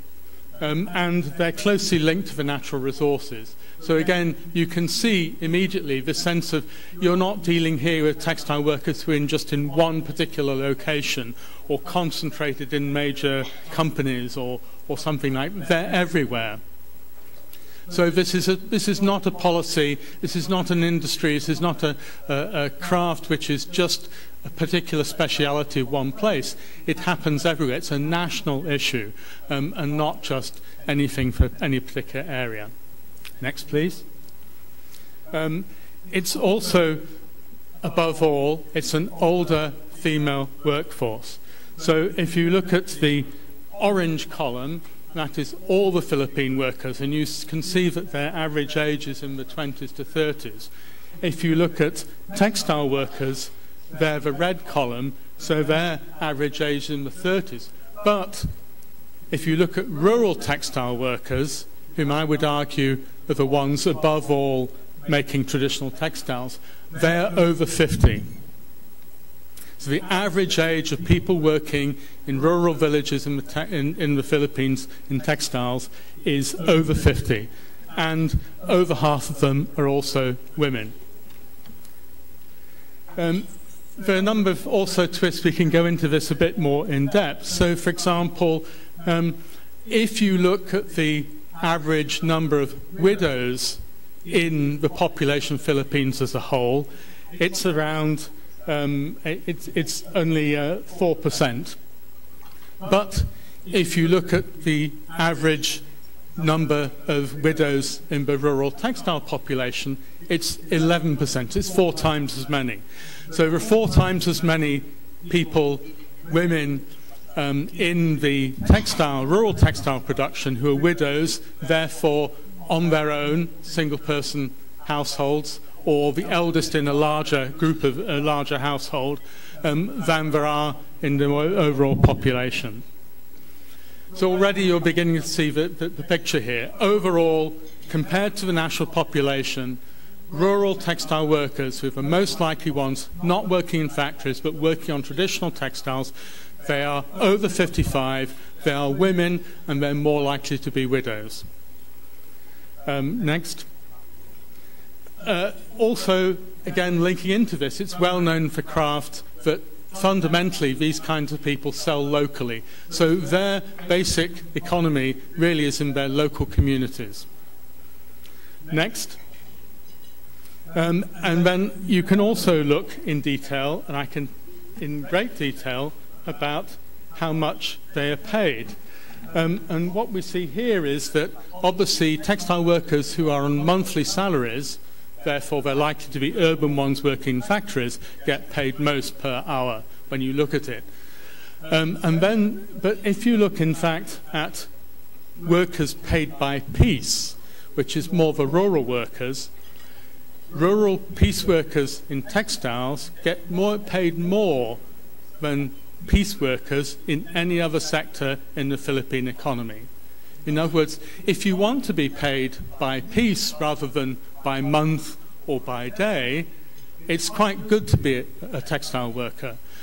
So added to the picture we've said, what we're also saying here is that these older women actually get a much better sum of money than they might do if they were trying to do any other work while looking after the family, looking after the household, and so on.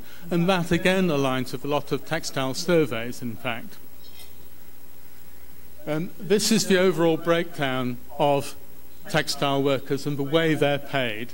And so you can see roughly there is a number of different ways of being paid, including, for example, by commission.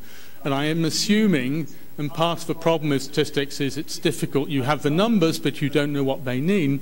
I'm assuming that they're paid by commission workers are probably producing the most high-quality material because they're actually being signaled out to make a particular piece of work. Next. And just to show you again, the similar kind of picture of breakdown of different payments, different ways of working emerges from the textile craft sector in India. Next, please. The other thing today is it may be you can look in the data and you can look at seasonality. You can look at what changes between one quarter and another. And this is because the data I'm using here is the National Labour Force Survey, which has massive samples every 3 to 4 months. And as I will repeat, this kind of data exists for every single ASEAN country. All your national statistics offices could produce exactly the same picture as I'm showing here. What you begin to see here, which I'm not showing, Philippine Statistics Agency. Next. What I can see is pay. So what this clearly shows is that these older women, rural textile workers, are paid less, much less in January per day than they are in July. And what's more, in July, they're beginning to catch up with the urban workers who are paid monthly salaries the whole time. So again, something is happening here which we don't quite yet understand. What more pay usually means is there's more demand. So for some reason, people don't pay you more unless they have to. And so what's happening here is they even need the textile workers, the more traditional textiles in July, or because maybe it's harvest season, the women are saying, well, we can't really make textiles, we've got to go out in the fields. And the companies are saying, the middlemen, retailers, no, you have to produce for us because we really need those things now. Again, the answer to this will probably be in December to see if it carries on up or if it goes down again. Next. Okay, so this is to summarize this whole argument, and this has summarized a lot of what everybody's been saying today. What we see from traditional textile workers, and what we see clearly now in the statistics, in the numbers, at the national level, but for the whole of the Philippines, economic side. It's older women, they get real money from this activity. If a woman over 55 in a village did not have this money, where would she be? She would be dependent on other people, on her family, on the community, and on charity. Social. We know that these workers, because they have the money in itself, it gives them status. But it's also a lot about their social status as the skills they have. And, for example, NCCA, the National Commission, is honouring, of course, some of these people as living masters. They have living tradition schools which have grown up around them. So again, there's a social status in this activity that they're doing, which is recognised in different ways. And lastly, environmental. So this is not mass production, this is small scale, and this is people who know traditionally how to manage their environment. For example, one of my friends who's here today, she tells me that abaca needs to be grown for textiles in the shade. It grows better and it produces better fibre for textiles. So in that sense, they need to know where to plant their crops. With abaca as an example, but clearly I'm sure you can think of examples of the crops that are most relevant for you. So this hits all the pillars of sustainable development. This is the older rural women. They are having an economic livelihood from this which they couldn't have otherwise. It raises their social status and empowers them. And it also is sustainable environmental management.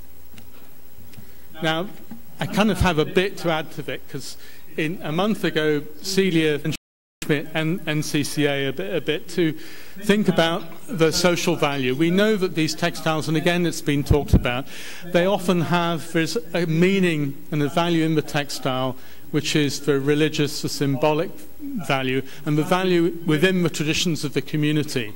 And we all have heard these arguments about how people aren't willing to pay the price that these pieces are really worth, and also how people and locals don't want to sell because of the value that they have. And then you get these 2 or 3 tiered markets where there's one product which is really still kept for community traditional use, and there's another one which is put out as for tourists, if you like.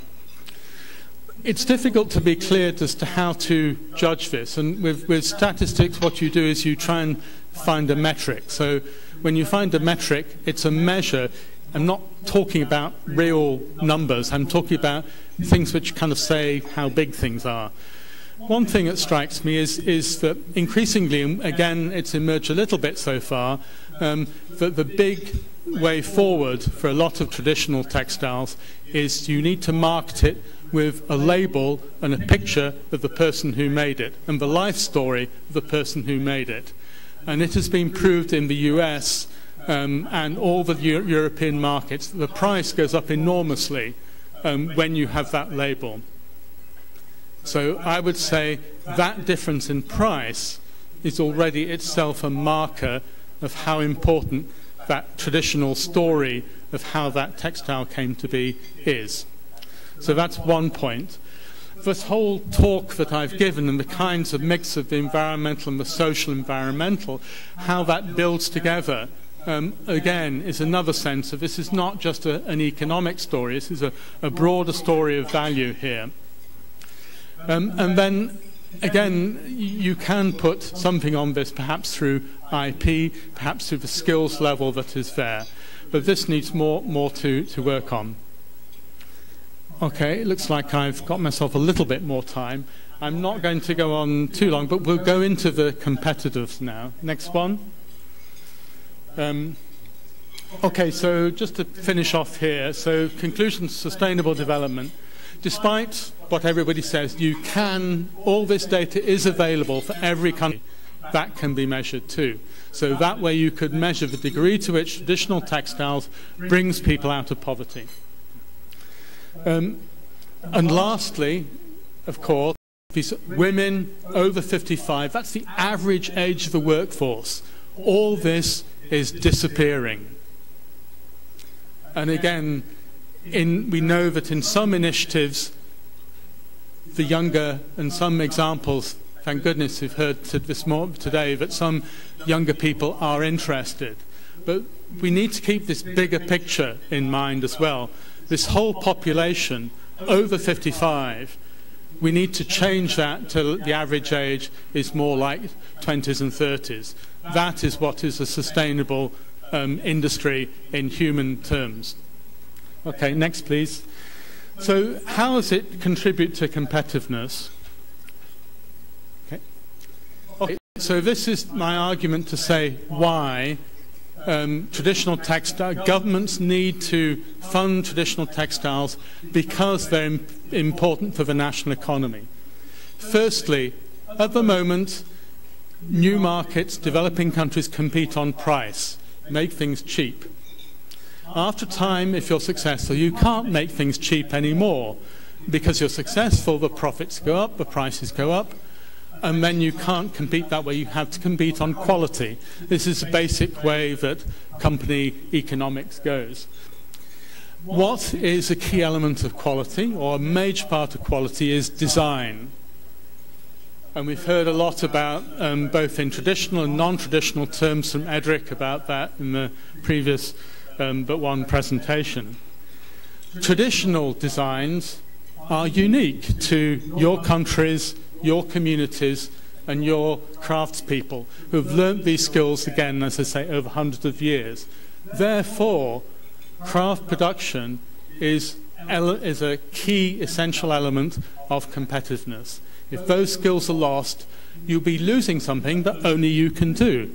That's what competitiveness is, a product that only you can produce. Next, please. So everything else I'm going to say is just supporting this, really. Imports of cultural goods are going up across the world. This is the US. Bit of a blip with the recession, but it picks up pretty quickly afterwards. And this comes from the cultural accounts from the US, from the National Endowment of the Arts. Next. This is the key slide here. So this is two textiles, mass-manufactured textiles and traditional textiles from Brazil and the Philippines. The line which goes up and down is the mass manufacture. It's elastometric fabrics. I don't know what it means. The lines that are at the bottom are the craft production, handmade products. The question is really, which company would you like to work for? Because what happens is when you work for the mass production people, one year they get a massive order for the US and they hire thousands of people. The next year it collapses completely, so they all get sacked again.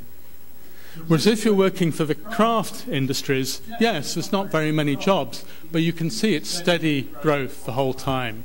So sustainability, sustainable development, permanent jobs. Whereas when you're competing on just price and not on quality, it varies from one year to the other.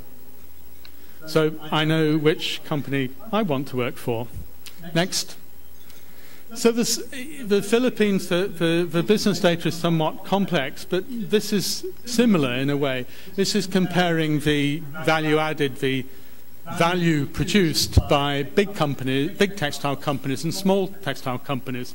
And if you can see, like the other graph, the big textile companies goes up and down more, whereas the small companies, it's more a kind of steady increase, broadly speaking. So the data is not as strong as I would like there. But anyway, next, please. I've just looked briefly at some of the other countries, and we've heard about batik and things. There's one point that interests me about statistics on batik. Its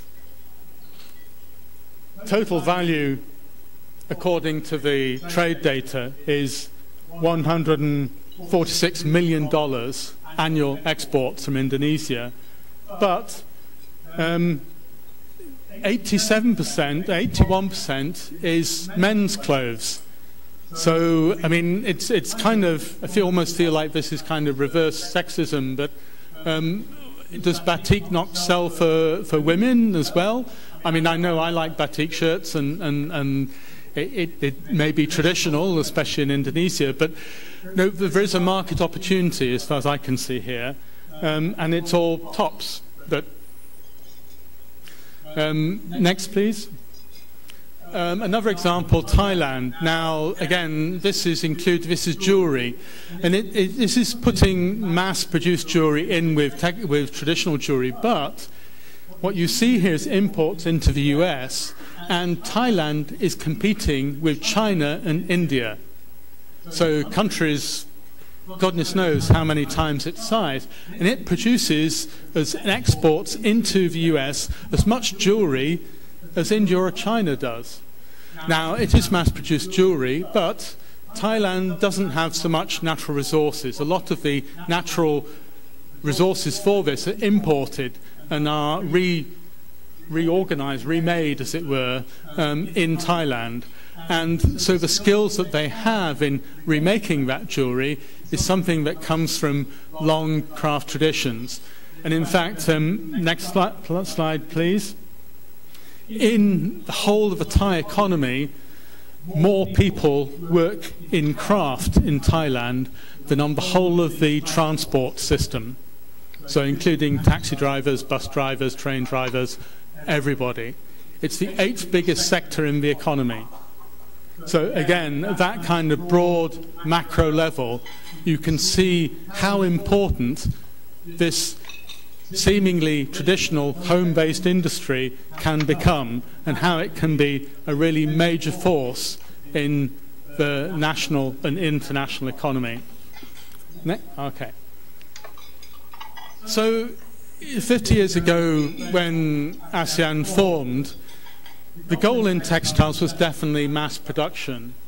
But this is a different world now. No, mass production is faltering in many ways. I was in the Thai Textile Institute a few days ago, and in fact, Thai exports of textiles are declining. And that is, of course, because of competition as well from other countries. But nonetheless, this is a different world. This is a world of sustainable development. This is a world of globalized competition. So, as I've said, sustainable development, traditional textiles is core to this, economic, socially, environmentally. If you want to really look at competitiveness and be very hard-nosed economic about it, traditional textiles also are a key element of competitiveness, because the traditional styles are something which nobody else can do. And in some ways, as we've heard with the debate about geographic indicators, they have to come from your country as well to be seen as that particular style. To be seen, abaca is the Philippines, piña is the Philippines, lotus is Myanmar. There are key links here which can be set out, and those are the future of the industry and the future of many of these communities that we're all working with. I think maybe one more, perhaps. No? Okay.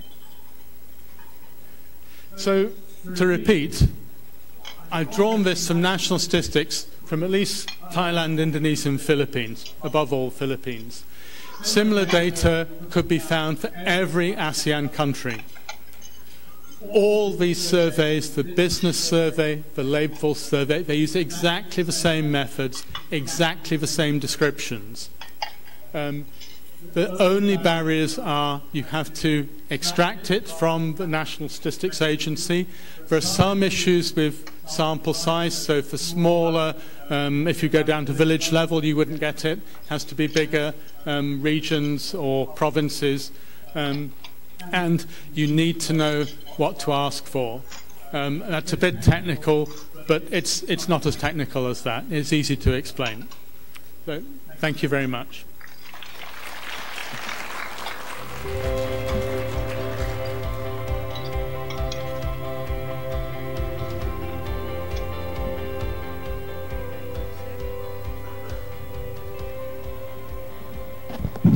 Thank you very much, Dr. Simon Ellis, for that macro point of view. And I urge you to stay in the Philippines longer, because we do need more documentation and more studies as well.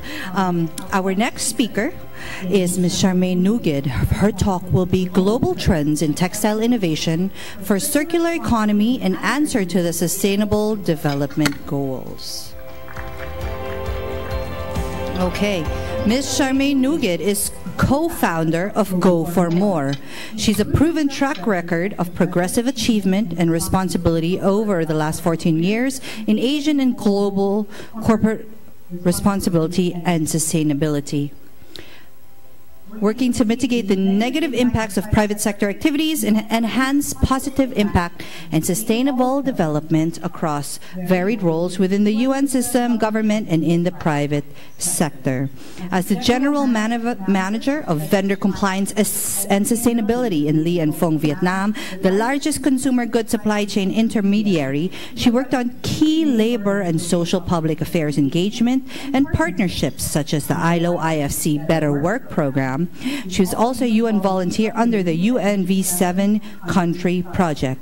May I have a round of applause, please, for Ms. Charmaine Nugid.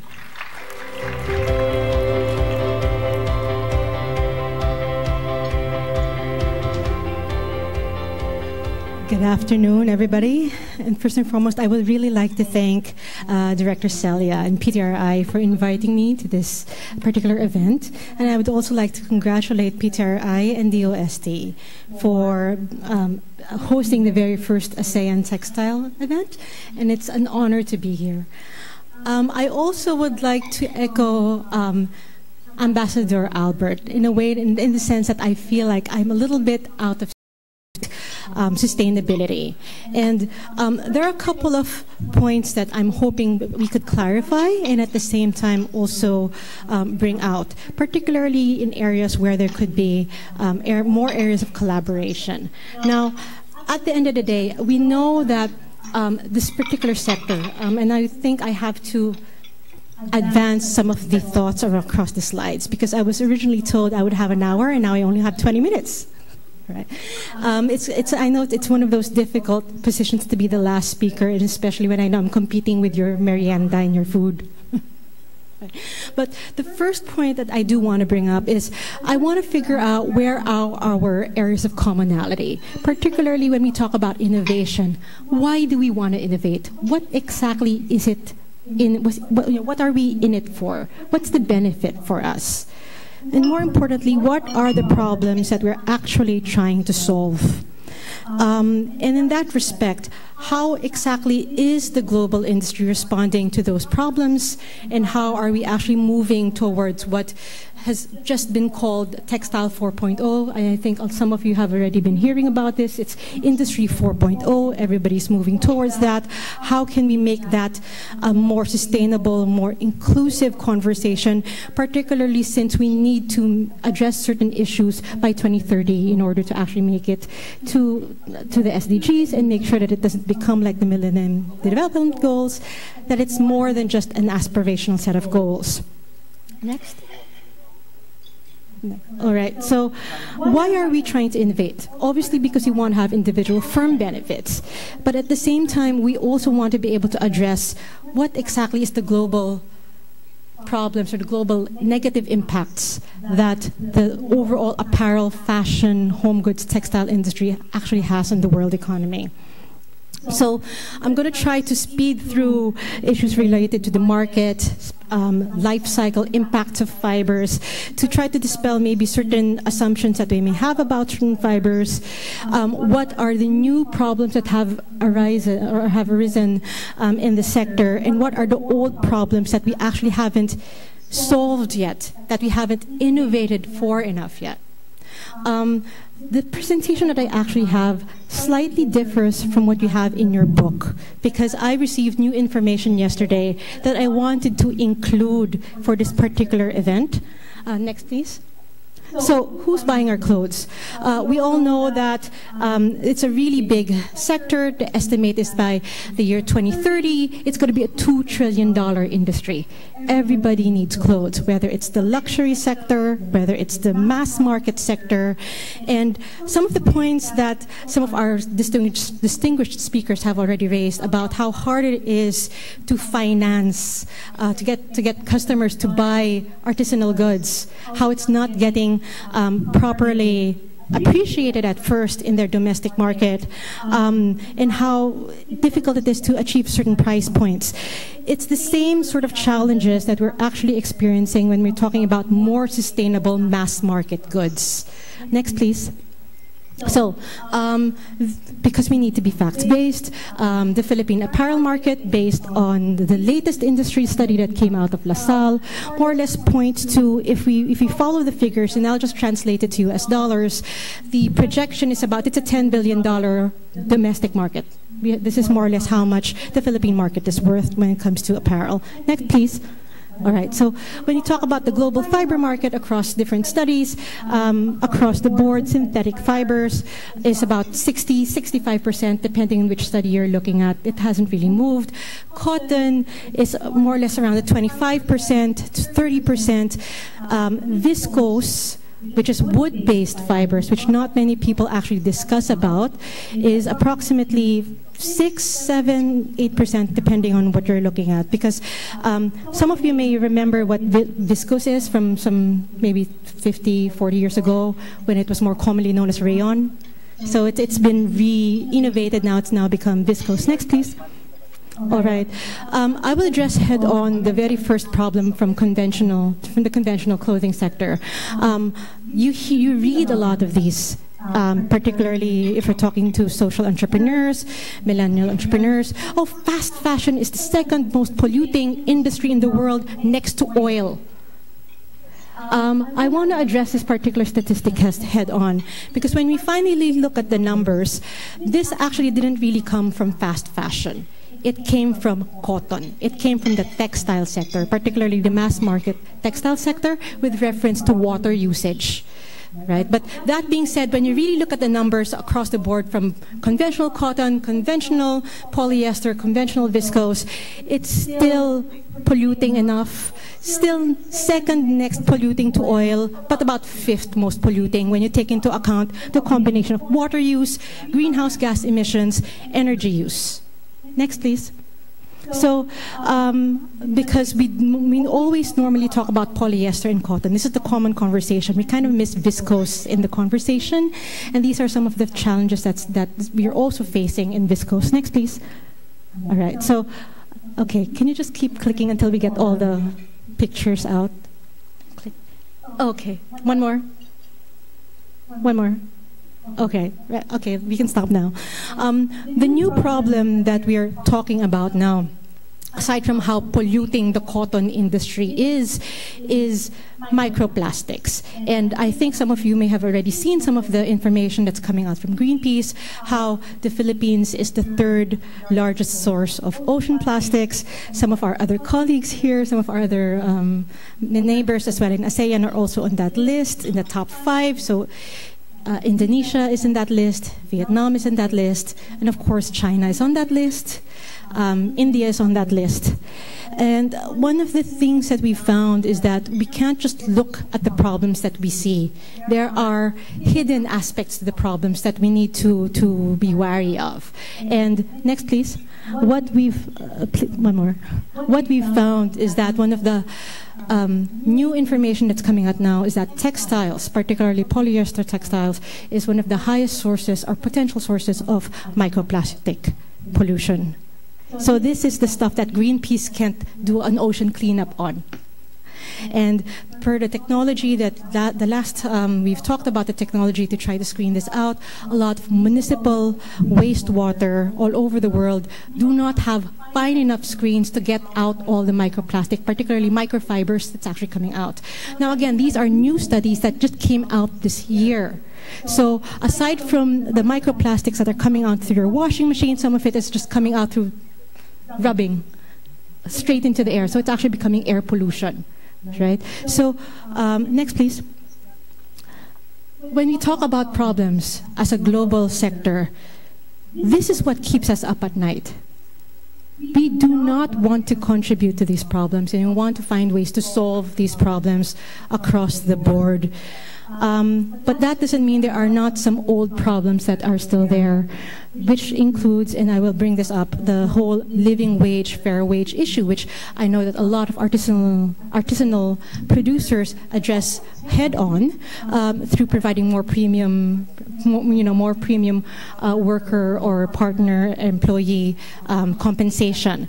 But this is an innovation problem, not a technical innovation problem, but a management system, human resources technical problem, and actually also an industrial engineering problem that many, if everybody's just going to be honest, many producers are still grappling with. And the question, okay, what is our target? What exactly does fair or living look like?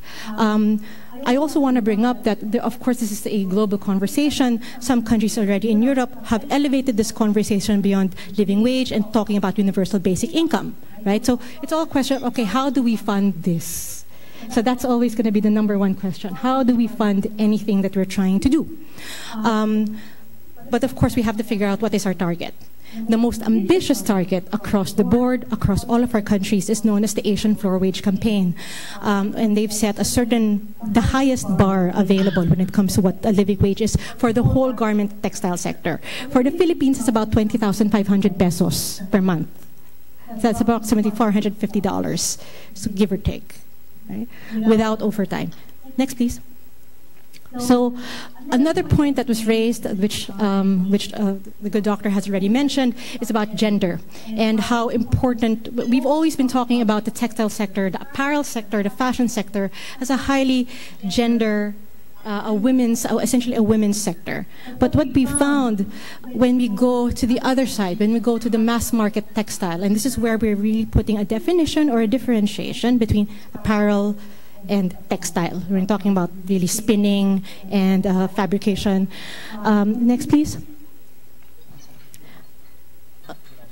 Okay, most of the workers in the actual textile sector that's creating the commercial yarns that many people still use, and because some of you still have to use blends, it's male, and it's also relatively young. Okay, but the rest of the sector, when you talk about the CMT, final apparel, final assembly, it's still predominantly female. It's about 96% female. Next, please. Okay, so at the end of the day, what do we want to do? Why are we trying to innovate?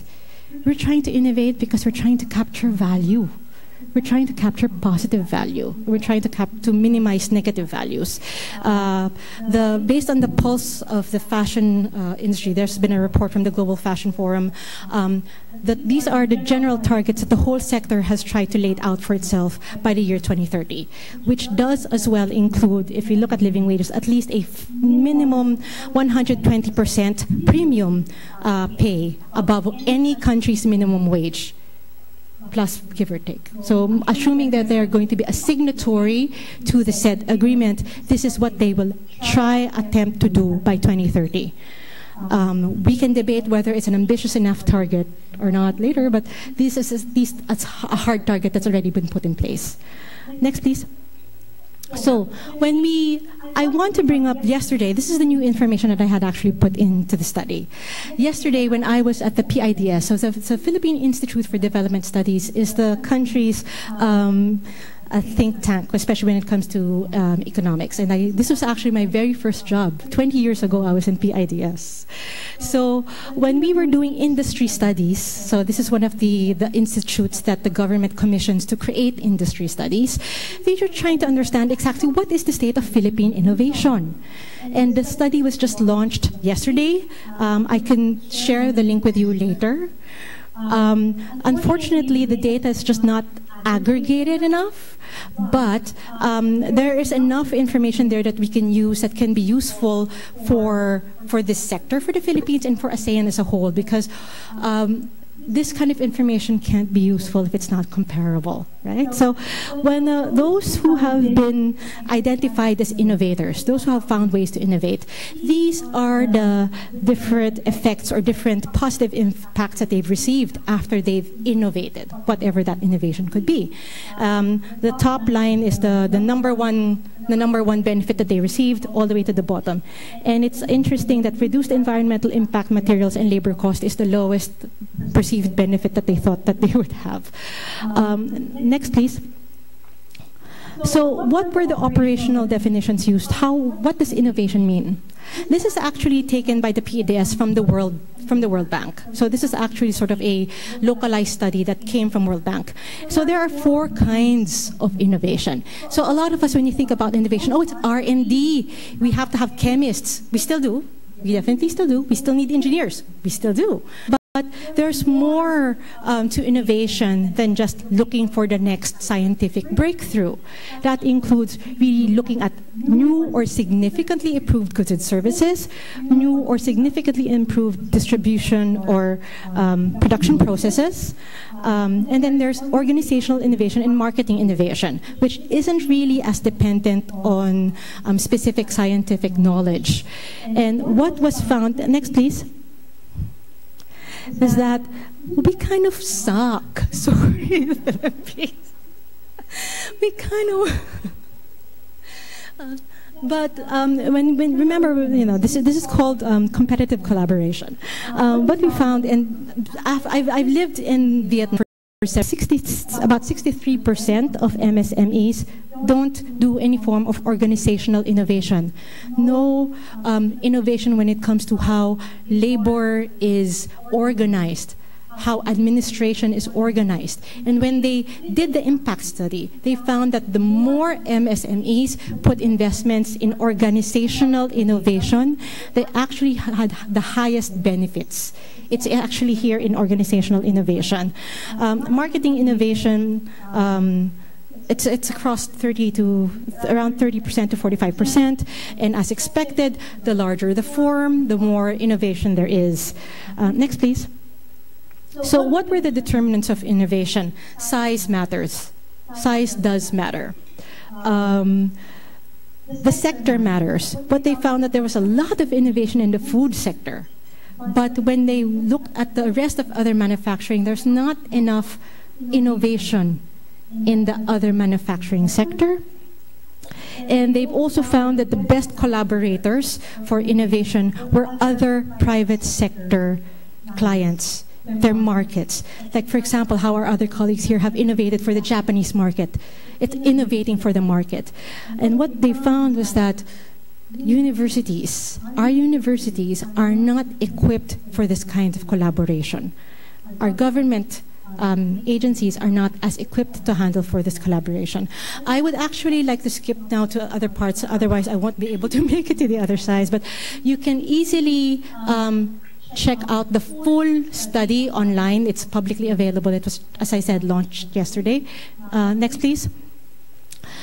I will cut to this point, though, about barriers to innovation. That's been most often cited by non-innovators. It always comes down to direct cost. This is really the number one compared to, well, all of these do matter. There's especially a big fear, particularly with MSMEs, to innovate. There was one particular point as well where they were mentioning that they couldn't see the need to innovate because their market didn't seem to say that they needed to innovate. And okay, can you go to the next slide, please? Okay, so what we have here, what we find is that what we have is that we don't really have a pollution problem or a human rights problem, or we have a design problem. And that means that we design a lot of our industries, a lot of our products around, okay, let's fix a problem that happens later. It's called end-of-pipe thinking. Right. This is one of the things that we do in Go for More is we work with a number of circular economy organizations, and one of them happens to be Cradle to Cradle. We work directly. We find ways to work directly with Dr. Michael Braungart. And one of the things that he always points out is that real circular economy thinking. Next, please. So see, this is what when he says, a lot of the things that we do when you talk about sustainable production, it's actually just cradle to grave. We're just trying to clean up the mess that we made. And it's kind of pointless. We're just going back and forth. At the end of the day, in order for us to really be innovative as a global industry, all of us, we have to find ways to be cradle to cradle. And that is, how can we actually create products that help grow? Next, please. This is one of the ads that Dr. Braungart often always uses, because when we say, okay, we're going to be environmentally safe, we're going to be good for the environment, we will have zero emissions. The only things that have zero emissions are dead things. Every living thing has an emission. Right? So that's why when we talk about circular economy, there's actually two components of that. There's what we most often know is the biological circle, essentially, which is essentially we create goods that go back to the earth and then it grows back again. But there's also the technological circle, which is the man-made goods, the man-made items that tend to be more durable, last longer. They last longer. They hopefully don't hurt the environment. We take out all the stuff that's bad for the environment and for people, and they go into this continuous, forever loop of service. That's why they're called products of service. So we have to always have two kinds of thinking here: products of service and products of essentially living. Next, please. So when we normally always think about a sustainable product, we tend to, and I will step out now. Okay, I don't see it. Okay, look. Can you hear me in the room? Okay, so normally when we think about sustainable products, we're always talking about lessening our impact. But at the end of the day, what we're saying in Cradle to Cradle is that we believe in a consumerism that grows people. We believe in a consumerism that actually creates opportunity and positive value for people. Oh, thank you. All right, so aside from creating products that lessen impact, we have to create eventually and develop products and services that increase impact, that make things positive for people. Okay, next please. All right, so what I'm trying to do, and where's my timer? How much time do I still have? 10 minutes? All right, so what we aim to do over the next 10 minutes is try to inspire. Because I cannot presume to imagine that some of these models may 100% work for all of us. But the intention is to inspire us, to try to figure out how we can work more collaboratively, more closely together as a sector, as different elements of a sector, because at the end of the day, we're all part of the same apparel, footwear, textile, fashion ecosystem, and it is a global ecosystem. So what I'm going to try to do is highlight specific new governance models that's been deployed outside of the Philippines and outside of ASEAN, particularly new market systems, new business systems, the different kinds of collaborations that at first it didn't seem to work, or people were thinking were not going to work, but so far is working, and so far is still pushing through. And then we go to the more technical items about, okay, new materials that are coming out and new techniques that are coming out. So for me, at least when you talk about big business and small business, there are a few things that I believe that we all have in common. We have to address those commonalities first in order for us to have a sense to figure out how we work together, right? First, for most ASEAN, as far as textiles are concerned, we're still all heavy synthetic materials users across the board. We all have to import at some point or another. We're all importing our raw materials, all of us, except for maybe Indonesia in the mass market. You guys have a very big viscose sector. Ocean plastic. Ocean plastic is a common problem. And if we agree that this is a problem that we in our sector want to contribute to solving, then that's something we can talk about. For big companies and for artisanal companies, trying to encourage our customers to spend money on better goods is a common challenge.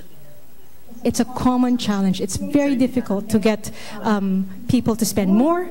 And of course, so the question here, the design question that I will pose is, how can we create more sustainable products that is affordable to the mass market?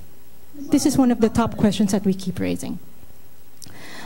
Finally, how can we have less combative stories? How can we have more collaborative stories? Next, please. One of the things that we've figured out after, I've been in this sector for the last 15 years, I've been in sustainable development the last 20 years. There are people ahead of me in this sector that have been working on business and human rights, the whole business and human rights space. And one of the things that have happened after all of these campaigns, because there have been so many campaigns, whether it's environmental or whether it's human rights issues, and at the end of the day, it goes away. The market forgets. The consumer forgets. So we have to find ways to have stories that celebrate, that talk about collaboration, and less focused on fear and guilting a consumer. Because what we've learned is that guilting a consumer is not sustainable. Next, please. So we need to look at, for example, one model of a full value chain system-wide support. Some of you may not be aware that the European Union has an actual circular economy plan. And the clothing sector contributes to that circular economy plan. It first came out actually from their whole greening procurement plan. And what it does, you can research this online. There is there's a program where artisanal designers, luxury designers, big brands work together with universities, with government, with recyclers. That's another story that I would like to get into later. Next, please. Now, Another work that we've done across the sector is what is known as the Sustainable Apparel Coalition. This has been around almost 5 years old right now, and I know that some colleagues there will probably not be a little bit upset that I'm forgetting the timelines. But this is one of those international multi-sectoral alliances that people had earlier assumed would not work, but does, because it tries to bring together everybody who may have a contribution or a stake in the sector. Next, please. So far, these are the members. They couldn't fit everybody in, but essentially the SAC represents 1/3 of the global apparel, footwear, home textile sector, approximately about $1.2 trillion in terms of market value. Next, please. And what we've tried to do is develop the Higg Index. What this aims to be is a way to measure our impacts across the board, whether from the retail side, from the logistics side, the impact of raw materials, how consumers are affected. But across the board, what this aims to do is to try to put a clear, transparent, comparable measure of our social and environmental impacts. What this means, particularly for players in the supply chain or in the value chain, is that as these brands sign up to these commitments, to these targets, there is an expectation that more and more of the players here have to have the data. They have to have information that, okay, what is your water usage? How much in premium are you paying your workers? And so on and so forth. Next, please. A more relatable, possibly collaboration is what's called the Race to the Top. I was personally involved in helping set this up in Vietnam when I was there. This began in 2015. And the idea behind this is how can we create a pre-competitive environment that creates an even environment for different players of the sector to work together. So there's more or less 5 different areas here which look at impact of textile mills and labor. But the most important part here, I think that might be interesting, particularly for DOST, is the final part, which is the initial startup funds. We already began from the beginning to look at how can we create funds to support companies, firms, both small and big, to be included in this particular conversation. Next, please. All right, next, please. All right. I just want to use this as an example, more as a cautionary tale, and it's a good thing I'm not wearing wearing them at the moment. I was planning to wear one of their products. We have to be careful about relying only on emotive marketing. That we have to distinguish between patriotic marketing and truly sustainable marketing, because at the end of the day, what the market looks for is data. You have to prove what you say, what you're doing. One of the conversations that came up earlier is about proper labeling. And today, I mean, guys, this particular brand is a well-respected brand. The scandal just came out relatively recently, where they were mislabeling their products. And the last thing we want is to have our artisanal, and because technically this was an artisanal brand, that did not put their eye on the ball when it comes to this. Next, please. Okay, I was told that my time is up, so I'm going to have to ask the audience, is it all right for me to speed through the next 5 minutes, or do we end it here? Is it okay? 5 minutes? All right. So now we get to material. One of the organizations that we work with Go For More is Textile Exchange. And Textile Exchange is the global NGO that promotes the increasing of the market usage of all forms of preferred fibers. Now, we had this conversation with PTRI. Why is it a preferred fiber? Why isn't it a more sustainable fiber? Why don't we use that term? And the sector chooses to use that specific term because there are many options that the market could try to look at across cotton, across polyester. And one of the things that I know that in this particular platform, we talk about natural fibers a lot. It's something that we want to use, and I agree with that. But if we want to also start looking at polyester as a product of service, then we have to find ways to increase the usage of recycled polyester in particular. Next, please. So I brought this up because I just wanted to explain what it means when we're saying that there are many different options for cotton. It's not just organic cotton. There are many kinds of cotton. For the Philippines and for other countries that are trying to start their way or their journey to cotton, I want to highlight Cotton Made in Africa. This was actually supported by several brands. At the time when African cotton was also still struggling, there was a concentrated effort to support this at the global level. So Cotton Made in Africa could be one useful model. Next, please. Okay, next, please. We can skim through that. Okay, so obviously in terms of technicals, there are different ways of actually getting recycled PET. The most commonly known version is mechanical, which is essentially melting down plastic, melting down your plastic bottles, and turning them into pellets, which can then be respun. But what we found was that chemical recycling is better in terms of quality. So this is a conversation that we need to have. What exactly do we mean by quality? Next, please. Okay. This is a resource that I would recommend that everybody takes a look at. The Ellen MacArthur Foundation is one of the private sector foundations that strongly supports, along with Cradle to Cradle, circular economy.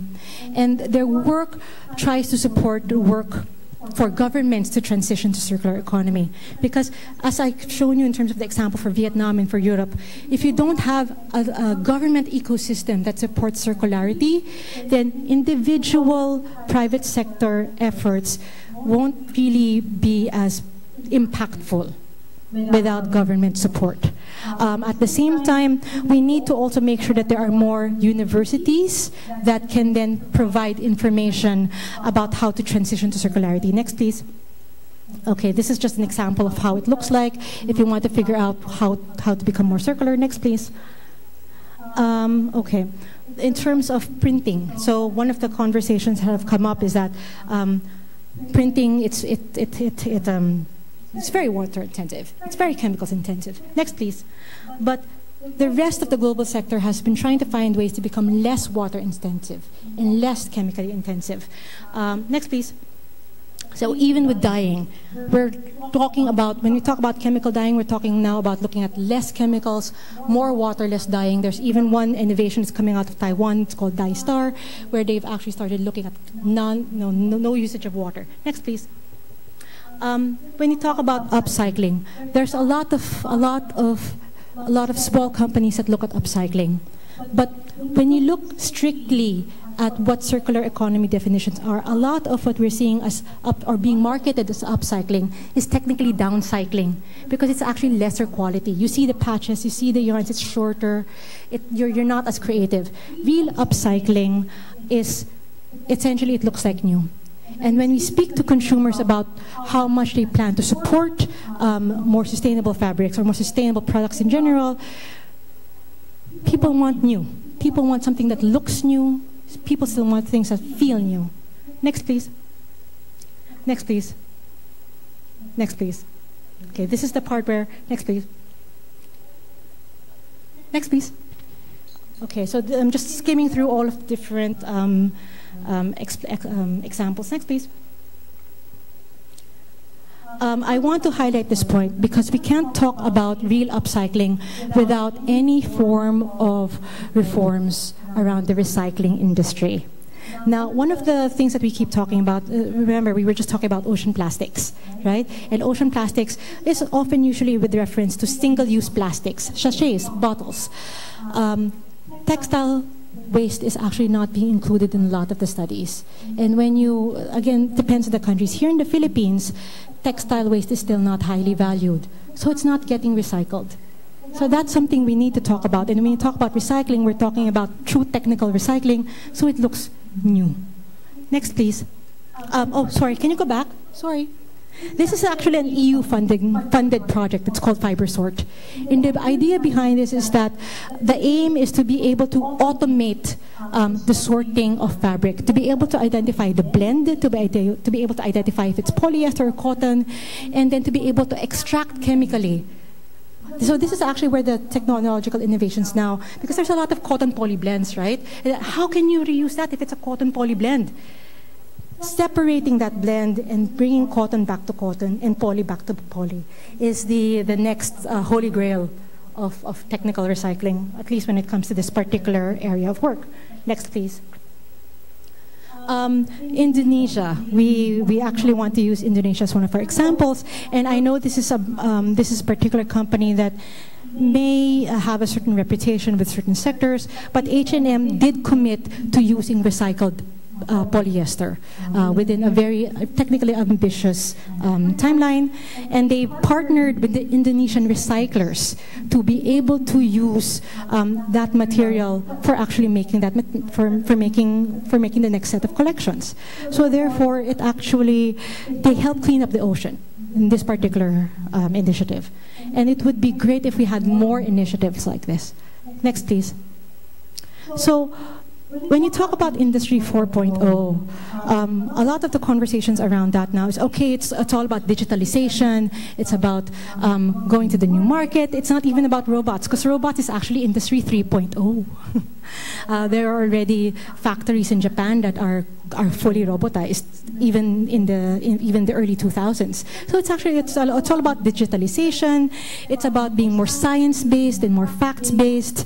And how can we help the sector move towards this? How can we improve our human resource management systems to actually meet the more ambitious targets? Next, please. We have a couple of proposals, one of which is to sit at the table. At the end of the day, there are these platforms. SAC is there, Textile Exchange is there. We have to sit at the table where the conversations are happening. So that way, cultural value is included in the conversation.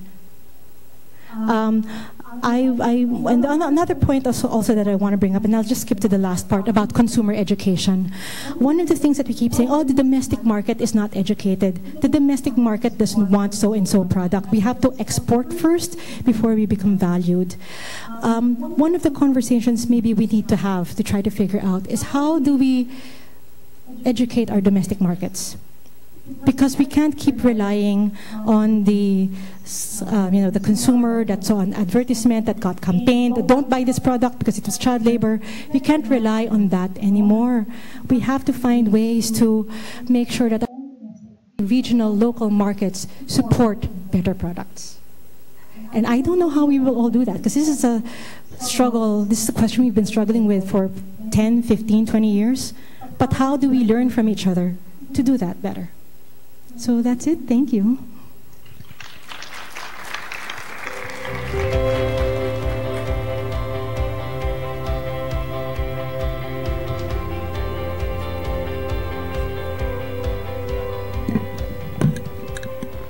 Thank you very much, Ms. Nugget. That was an eye-opening presentation.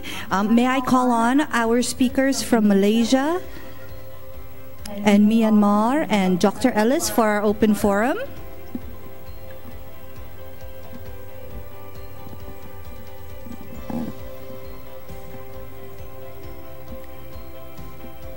Okay, may you take your seat?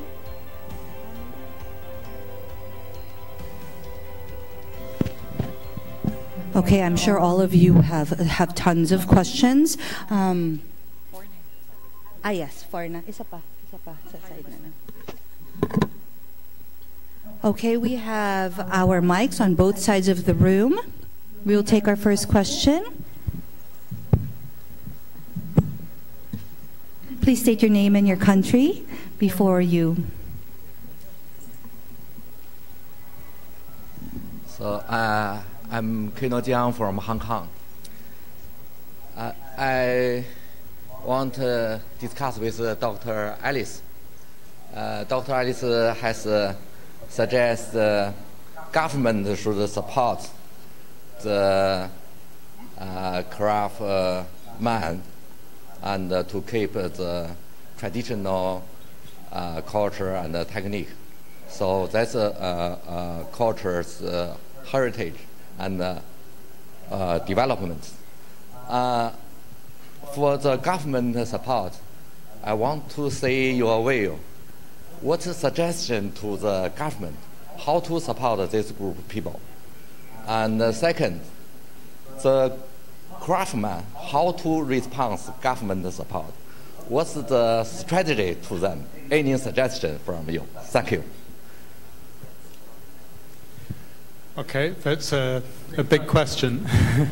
In many ways, the way I presented it is to see craft as a sector like any other.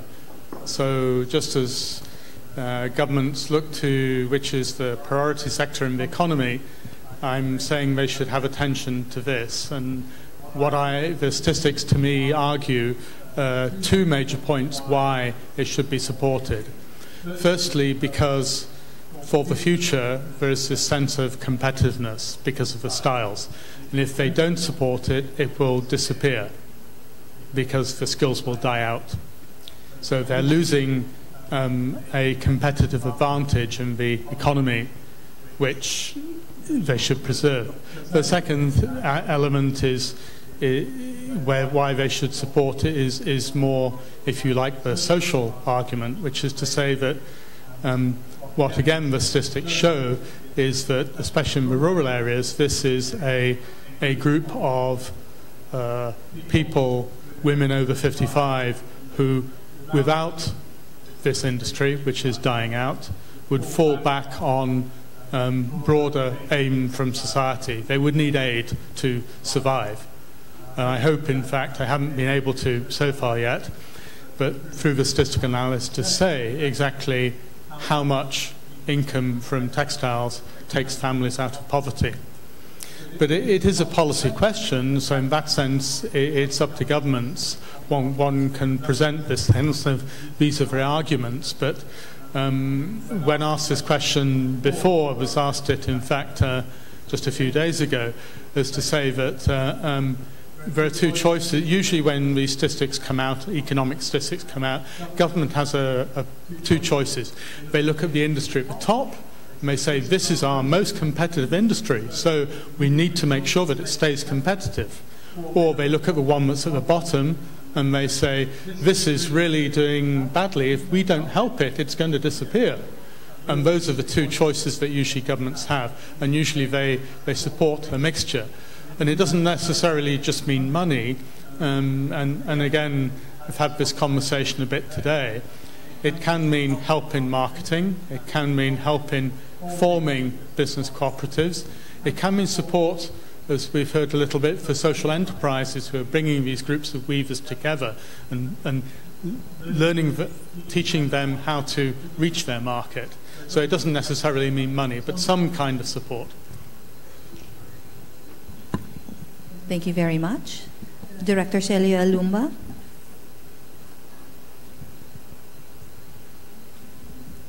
If I may, that was a very good question about the concrete ways of supporting, and I really would be interested to hear as well from the other representatives, the delegates, on how it is responsive for their own government systems. For our part, we basically are looking at the capability as well as capacity. So there are really four things that we're just looking at: capacity, capability, the supply chain, the value chain. And in all of this, we try to provide some kind of mechanism. For example, the Handloom Weaving Innovation Partners who are here have undertaken product clinics, market development conversations. They have had business matching. They have had talks on finance, costing. They're here actually for the last module, which is going to be on organizational development. They're now going to be on a step towards strategic planning. What are your future trajectories? How are you going to now propose to conduct this in the longer term? And always the statement to them is, this is your business. This is not our business. So this is really a hand up more than it is a handout.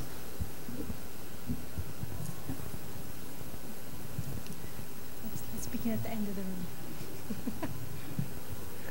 room. You want me to give my opinion? Well, I have to say one thing, that sometimes in some of our ASEAN countries, government organizations don't work. In some of our countries, I know I'm always very outspoken about this, government agencies and departments are top-heavy. They're overpopulated, overstaffed, and they don't really take the initiative to really have the goodwill and the heart of the craftspeople in mind. And anything which is beyond their 9-to-5 daily routine is something that they would not want to shoulder, because they are only paid from 9 to 5. We don't have to worry anything more. So to ask them to go beyond the call of standard official civil service duty is actually asking them to go beyond what they think is their terms of reference as an employee. I mean, I have to say this, I know that I'm not pinpointing at any country, I'm just saying from my own experience, right? As an NGO, right? They will not shoulder extra responsibility beyond what is their standard call of duty, and that is the problem. So if it is like, for example, I'm also here because I am an NGO and because of my relations with the PTRI, that we have done things related to the textiles and natural dyes. But if through official channels, I would never be sitting here. Okay, so it's the same thing, that if things are done through official channels without targeting the relevant, necessary, active, participating agencies that are involved with the actual producers, you know. It's just talking at, like you say, playing golf, having coffee, having dinner, and nothing really would happen after the meetings because it's beyond their call of duty. So that is the dilemma that many of us face as active working NGOs, right? And how do we resolve this problem? Right? You may have like beautiful master plans, set up studies and all that. It's just something for the record, something beautiful to say we've done a master plan to help the craft industry. But it's just a master plan, but it's not implemented. Because the handicraft industry is only one part of the work that I had done in Vietnam. I can't speak for that specific sector, but I can speak about collaboration. And what I do find, without necessarily naming country names, is that there are certain countries that are more proactive when it comes to looking at the value of monetizing the kind of products that they make or that they try to produce or that they try to promote outside. It also comes from a very, very strong sense of the correct kind of patriotism, if I could say it like that, because it's a very structured, pragmatic sort of patriotism. And this is where I would just like to use Vietnam as one of my primary examples. As everybody knows, prior to the US elections last year, Vietnam was supposed to stand as the country with the most benefits to gain out of the Trans-Pacific Partnership. The Trans-Pacific Partnership covered a lot of areas, but there was a very, very high impact area on apparel and footwear when it comes to the TPP. What the Vietnamese government had done to essentially say, this is what we're willing to offer, was, if I could say, quite incomparable to quite a number of other countries in ASEAN. They have a very sophisticated foreign affairs and trade negotiation department, and it's something that I actually would really highly respect the Vietnamese government for. And when I say it's sophisticated, they're not just saying we're the cheapest out in the market. That was never how they marketed themselves.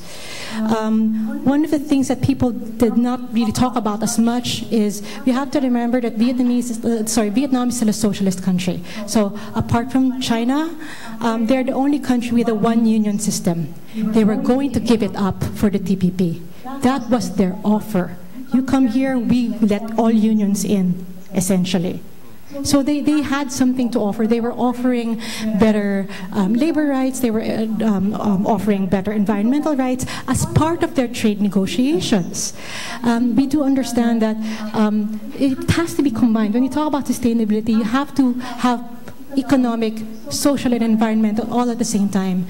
And whichever country we're talking about, that country's government negotiators have to have all three pillars in mind at the same time when we negotiate for trade. I agree with all of the options.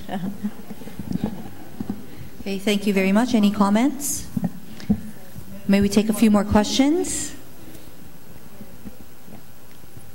Hi, I'm Jean from the Philippines, and I would like to thank everyone who have shared their insights, and really I'm very, very inspired after hearing so much and learning so much from you. So my question is that normally to learn about arts and crafts and textiles and science and innovation, I would have to attend events like this, and it's really an eye-opener. Now I wonder what I would like to understand, like how ASEAN countries, what are the efforts that are made so that the common people, the ordinary citizens of our countries, get a better understanding or appreciation of the value of traditional textiles, get an appreciation of value, or see the point of innovating these traditional textiles. And maybe you could share some of the things that you do, and how early do you expose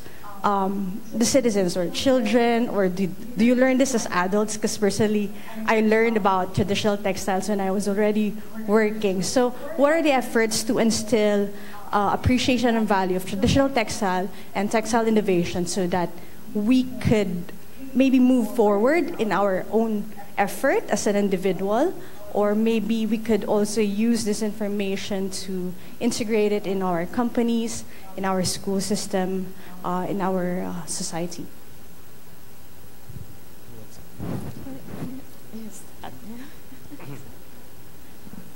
Okay. I think in all our countries we need a revamp of all our systems, particularly in education. It has to start with educating the young.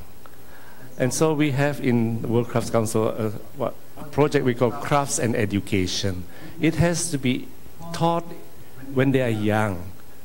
And then they may not become the makers, but they become the consumers in the future. But without the knowledge and appreciation of traditional textiles, the techniques, they will not be able to want to spend their money on what is their cultural heritage. They will want to, because the mass media is bombarding them, buy this handbag, buy that brand, and all the big brands have big money in marketing and promotion to say that this is good, you must have it because it's your status symbol if you wear this watch. You know, that's the only jewelry men wear, which is a watch, right? But how do we then get a man to buy something beyond a watch, which is culturally from their country, an expression of their own heritage? For example, I'm very happy to say that, for example, in Indonesia, because you membatikkan, but in the schools, right, they are also teaching batik, right? And in the colleges, and they have a certain day in the week when everybody wears batik.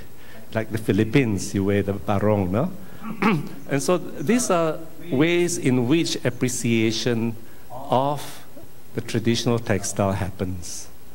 And all the speakers have talked about how the identity remains strong if the people themselves love it and wear it.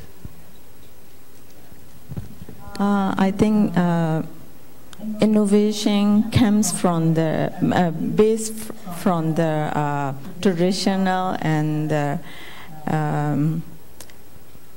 if you don't know the basic actually for example for the you want to become like a performance artist or modern artist, but if you know basic drawing, you can do many more in innovative way. So we need to learn about the traditional design, traditional style when we are in the young age. After that, we can create and we can innovate more and more, I think like that. Okay, two examples from the Philippines. The first is that I think recently, I'm not sure when we adopted, that TESDA has adopted certificates for some traditional skills. So they are alongside other vocational occupations, and they have become, as it were, in that sense, something which is certified as much as working in any other area. So that the certification gives the people who've taken that course some kind of feeling of satisfaction, standards, and that they're the equivalent of working in any other area. The second one is in the new, again, adopted secondary school curriculum. The Philippines has extended its education system by 2 years. And in there, one of the optional programs is called Art in the Community. And specifically, the children, the young adults really, are asked to do cultural mapping of their local community and asked to produce then a work of art or a performance which expresses the values of their community. So again, the whole aspect of this is to teach the students how art, culture, performance or production of some kind of item reflects the village and the background that they came from.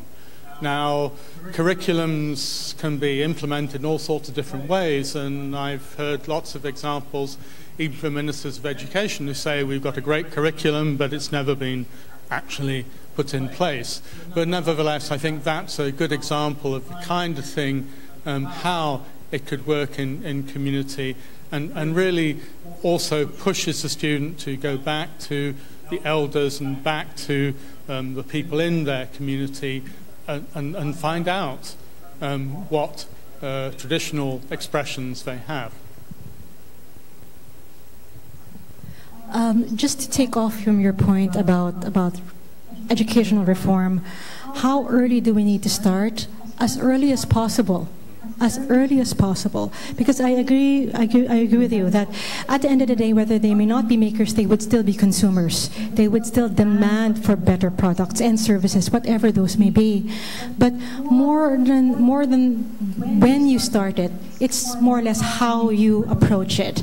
Ideally, it should not be an optional part of the curriculum, but it should be somewhere part, whether it's civics. Mostly, I would agree, yeah, civics would work.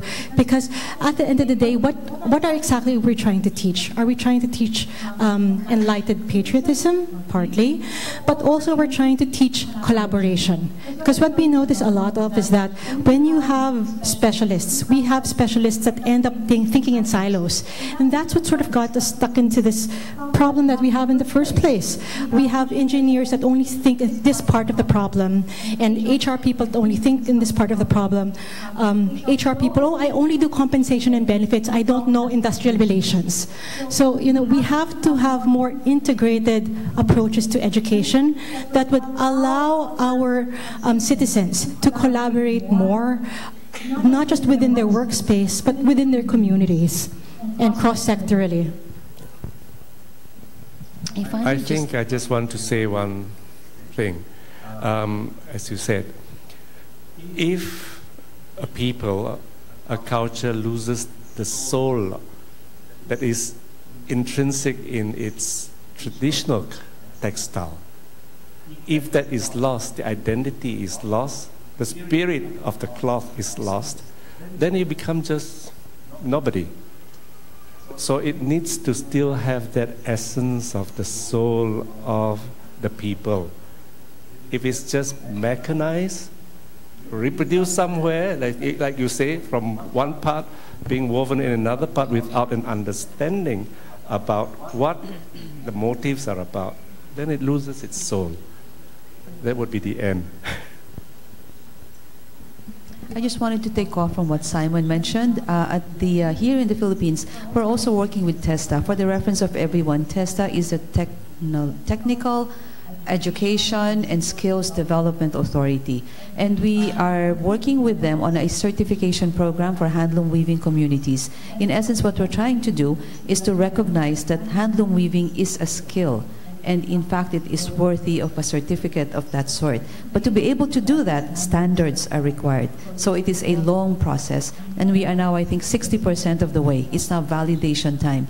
But to first craft the process or the standardization meant that we had to bring in different communities of handloom weavers to validate the kinds of practices that they undertake. What is the step 1, 2, 3, and put that across the board to really come up with standards. So it's not a very straightforward, simple, we can do it now because we want it now. No.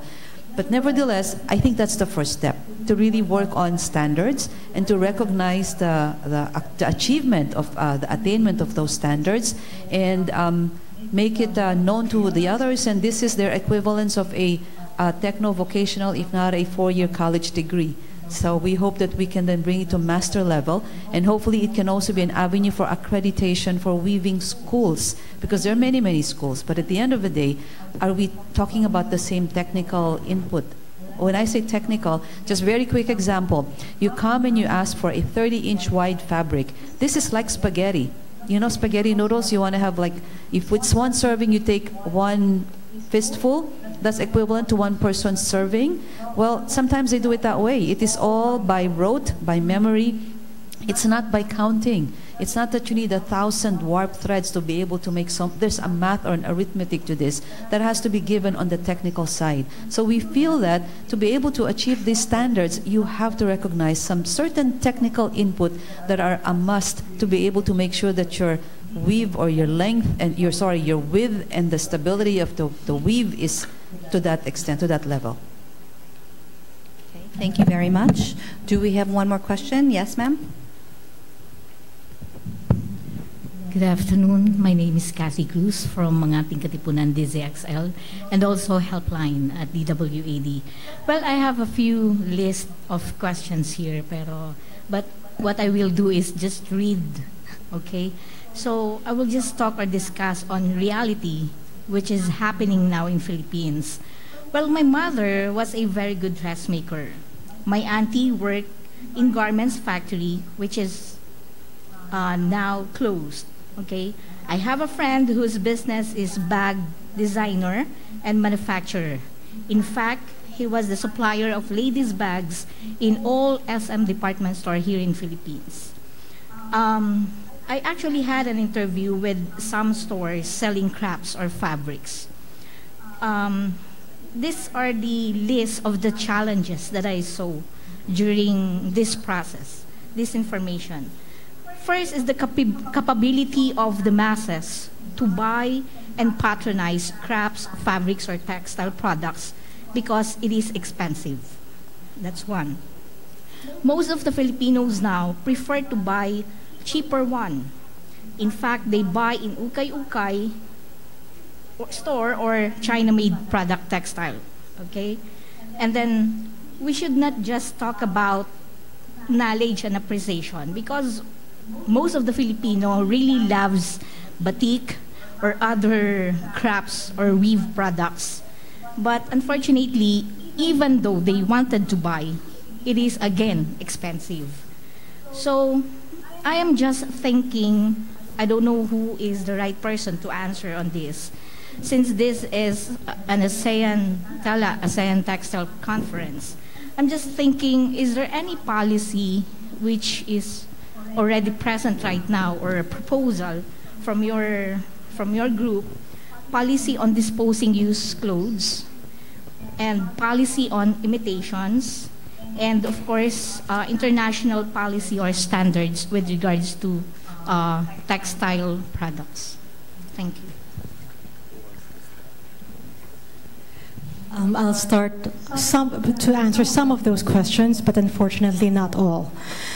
Because as one of the things that I've mentioned, the affordability of better products is a challenge. It's not just a challenge for the Philippines, it's a challenge everywhere. This is actually everybody's problem. And this kind of market innovation is the one innovation that we're not putting all of our collective heads around. This requires a review of distribution systems. This requires looking at where exactly are all of the middlemen, all of the different processes could possibly be resolved. One of the proposals that had been raised before was that if we could have more direct sourcing or manufacturing or production relationships, then there would be more control over pricing. For certain brands, that kind of methodology works. It helps lessen the cost for the consumer, but it doesn't work for everybody. Now, the issue when it comes to actual collection of fabrics, this is actually one of the questions that we also wanted to bring up, because as I did mention, particularly here for the Philippines, I can't speak for all of the other countries. In Vietnam, it's a little bit of a challenge. I could say it that way generally. But in the Philippines, textile waste is not even valued. In many places, when you go to junk shops, it's not even being included as a potential recyclable, especially if we're talking about it as post-consumer waste. In certain countries, pre-consumer waste, meaning the waste that's coming out of the factories, is higher than post. Places like China, pre is higher than post. But because we don't have as much production here, and Indonesia, I would think it would be a little bit more balanced between pre and post, because they do have textile manufacturers there. But in countries like the Philippines, which is most likely more post-consumer, we don't have enough systems set up for that yet. Or even if we are setting those up, it's still all in early stages. But the most important aspect of that is cleanup. We need to make sure that the post-consumer waste is clean to be reused. Thank you very much. May we have our country representatives, if you would like to comment. Oh, I'm sorry. I think I'm actually going to quite agree with you. I mean, it's quite simple, really. At the end of the day, if people do not buy the things which are out there, outside, they will disappear. They will not be produced anymore. They may be produced sustainably, and in some communities, they are still produced sustainably for the community, within the community, in a limited scale. Grandmothers still produce in the Philippines, in some areas, traditional costumes for traditional communities and traditional ceremonies. But it won't go beyond that. So there is a limit to what one can do, and most of the policies are just tackling the edges of the core problem. At the end of the day, there has to be a market, there has to be somebody who is prepared to pay. And part of the thing, this is again where education and awareness comes in, to really educate people that this is important. And if you feel, as most of you do, that this is important, then you also have to play your part in terms of supporting the people who are out there and supporting in different ways. And people have to buy. It has to be it is going to be a market, or it's going to be restricted to a few villages with an older labour force that is slowly disappearing.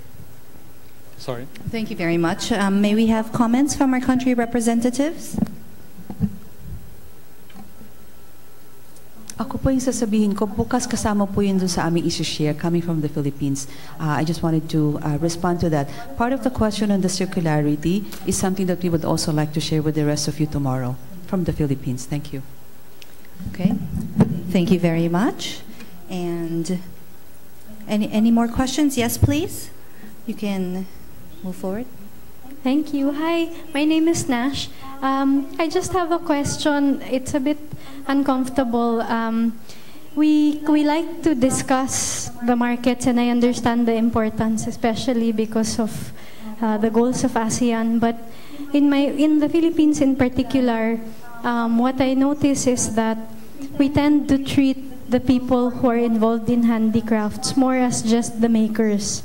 So in terms of how we design our businesses, in terms of how we engage with them, even from the perspective of governments. I mean, so I've been to several events where I felt uncomfortable because these people who should be regarded as our living treasures are actually just decorative, no? Parang we invite them to be an important piece of furniture that we just put on display. But so my question in essence is, are we also able to have certain conversations where we're inclusive and inclusive that's very true to the sense of, I mean, true to the nature of the word, where we strive to create our businesses around making sure that everybody in the business understands what it is that we're doing, where does the product go, because that's also a challenge I find.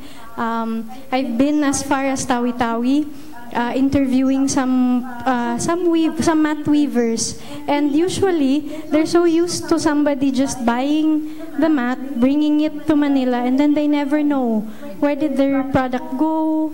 And when these people are invited, it's as if we just regard them as this ancient form.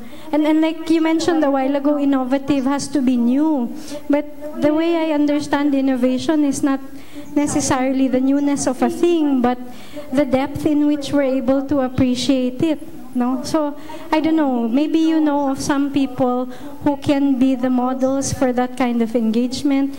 Like, Tito Adric, I don't know, you work with artisans also, so I'm curious, how do we go from that business model where they're just the people who make things to, let's bring them around, let's introduce them to the world and say, look, she's my weaver, we've been doing this business together. So, yeah, those kinds of conversations. Yeah, we have to respect them, and if also if they really don't want to sell their textiles, we have to respect that too. First and foremost, I want to respond to your point about, again, innovation. That's why I brought up the 4 kinds of innovation. It's not just technical innovation. What you were talking about earlier about looking at something with new eyes, that's actually marketing innovation. How can we market, have market innovations around selling this? And this is, again, it's an area that we're actually all struggling with. To your question about not just using them as showpiece trophies, right? In the case of my weavers, the Iban weavers, we have always said that they are their own best spokespersons. So we try always to bring them when we have international exhibitions, that they are there, because they speak for themselves. It's their dream cloth, and if they have composed it and woven it, they can best tell you that even I can interpret the julok or the poetic name of that woven dream. So when they are there themselves, they then see what is involved in, as you say, the chain, the marketing chain. Why is it when it's brought from their longhouse to Kuching, the capital, or to Kuala Lumpur, or to Bangkok or Manila, what is the cost involved in bringing them and their textile from one place to ASEAN country, to America, to Paris? Then they begin to understand why, when they only sell the textile in Kuching, is this price. But when it goes to America, it has been marketed 4 times the value, because everything then has to be costed in. And so they then understand costing and marketing. But it also gives them that sense of pride and appreciation, because now they are recognized as not just the weaver, but the artist. So when they've got accreditation like a UNESCO World Crafts Council Award of Excellence for their piece, their names are shown there. that they are the creator of what they have woven. They're not just an artist anonymous. And I think that even in ASEAN, as our textile heritage grows and the economy of ASEAN grows, that we are no longer just a factory making a traditional piece of textile, but then the young weavers, the millennial, they want to be recognized for what they are creating. Because otherwise, why would they come and just lock themselves on a backstrap loom? But they have been educated, but would they take up the technique of doing a backstrap loom? They would do it because now it's their turn to become the studio artists. They're no longer living in the longhouse. They've moved to Kuching, to the city. But would they continue the heritage of their family, of their community as a Puak Kumbu weaver? Only they can now stand on their own and have the potential to become the artists, taking their place on the international stage. Yeah, as my practice, I always encourage my all of my friends and all of the weavers in this feast. And then after evening, I'm attending here. I learn a lot from here.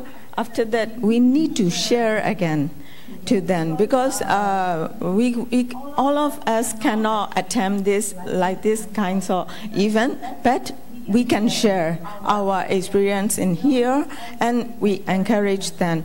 And then we need beautiful story. Yeah. If we can express and present our beautiful story to the customer, we don't afraid for our market. Yeah. Okay, thank you very much. Do we have any other comments from our social entrepreneurs? I have to add in one thing. The other thing, Nash, is that we treat them as equals. If we are bringing them to an international forum or symposium, they stay in the same hotels as the speakers. They're not in a bed and breakfast, while the international speakers stay at a better hotel.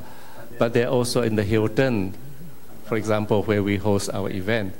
So it's giving them that kind of worth, that they are worthy, they are at par with this foreigner who is coming in to talk about something else, or, some representative who's sharing about their culture.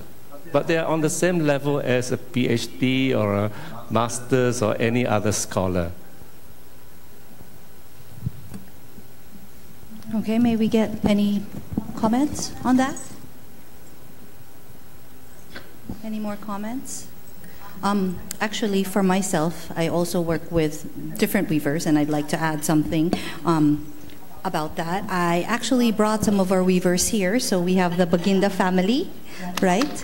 From Maguindanao. So on our portion for Culture Aid and for the Manila Collectible, our key, what we do is educate. What we do is educate, and we really go to the communities and figure out what the community needs, and we empower them by providing them with the tools that they need in order to create a sustainable livelihood.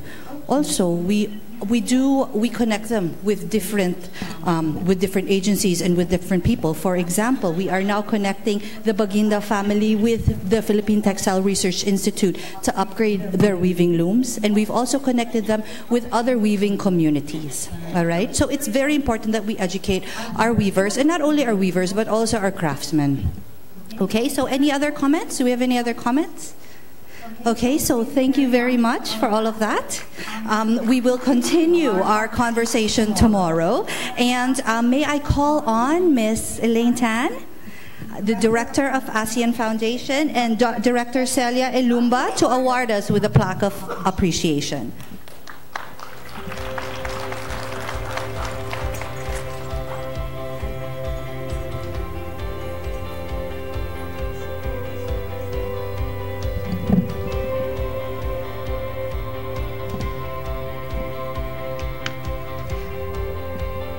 We would like to award Dr. Ellis this plaque of appreciation. It's actually a miniature hand-woven loom.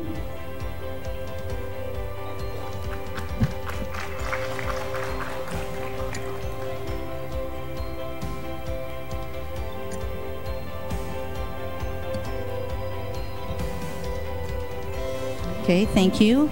Dr. Ellis. Okay, one more photo. Okay, thank you very much.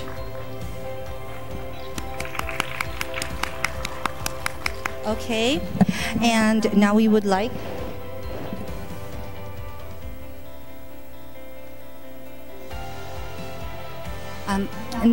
to call on Ms. Charmaine Nugid. We would like to award you with this plaque of appreciation.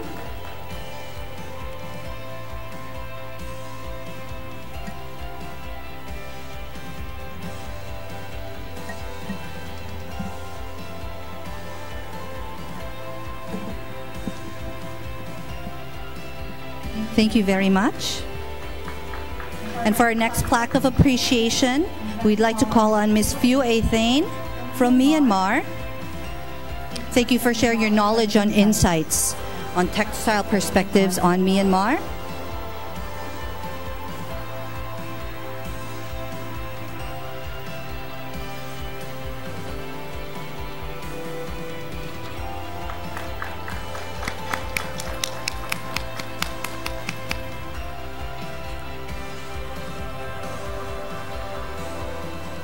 Thank you very much.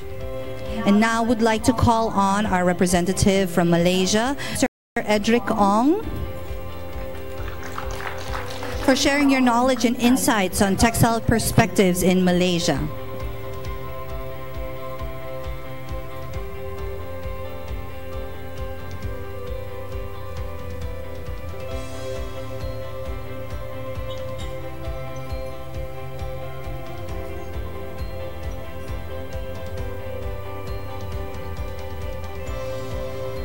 Thank you very much.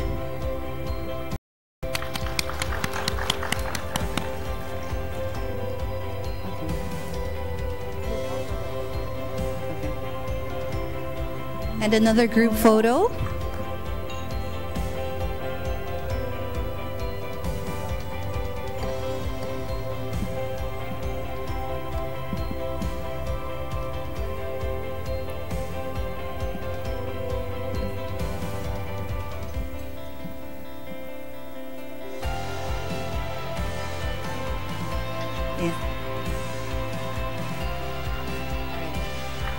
Thank you very much.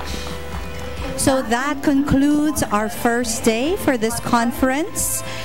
We will all see you tomorrow for day 2. Registration is from 8 a.m. to 9 a.m. and we would like to remind you to please bring your IDs for tomorrow. Again, registration is 8 to 9 a.m. and we will all see you tomorrow. Thank you very much.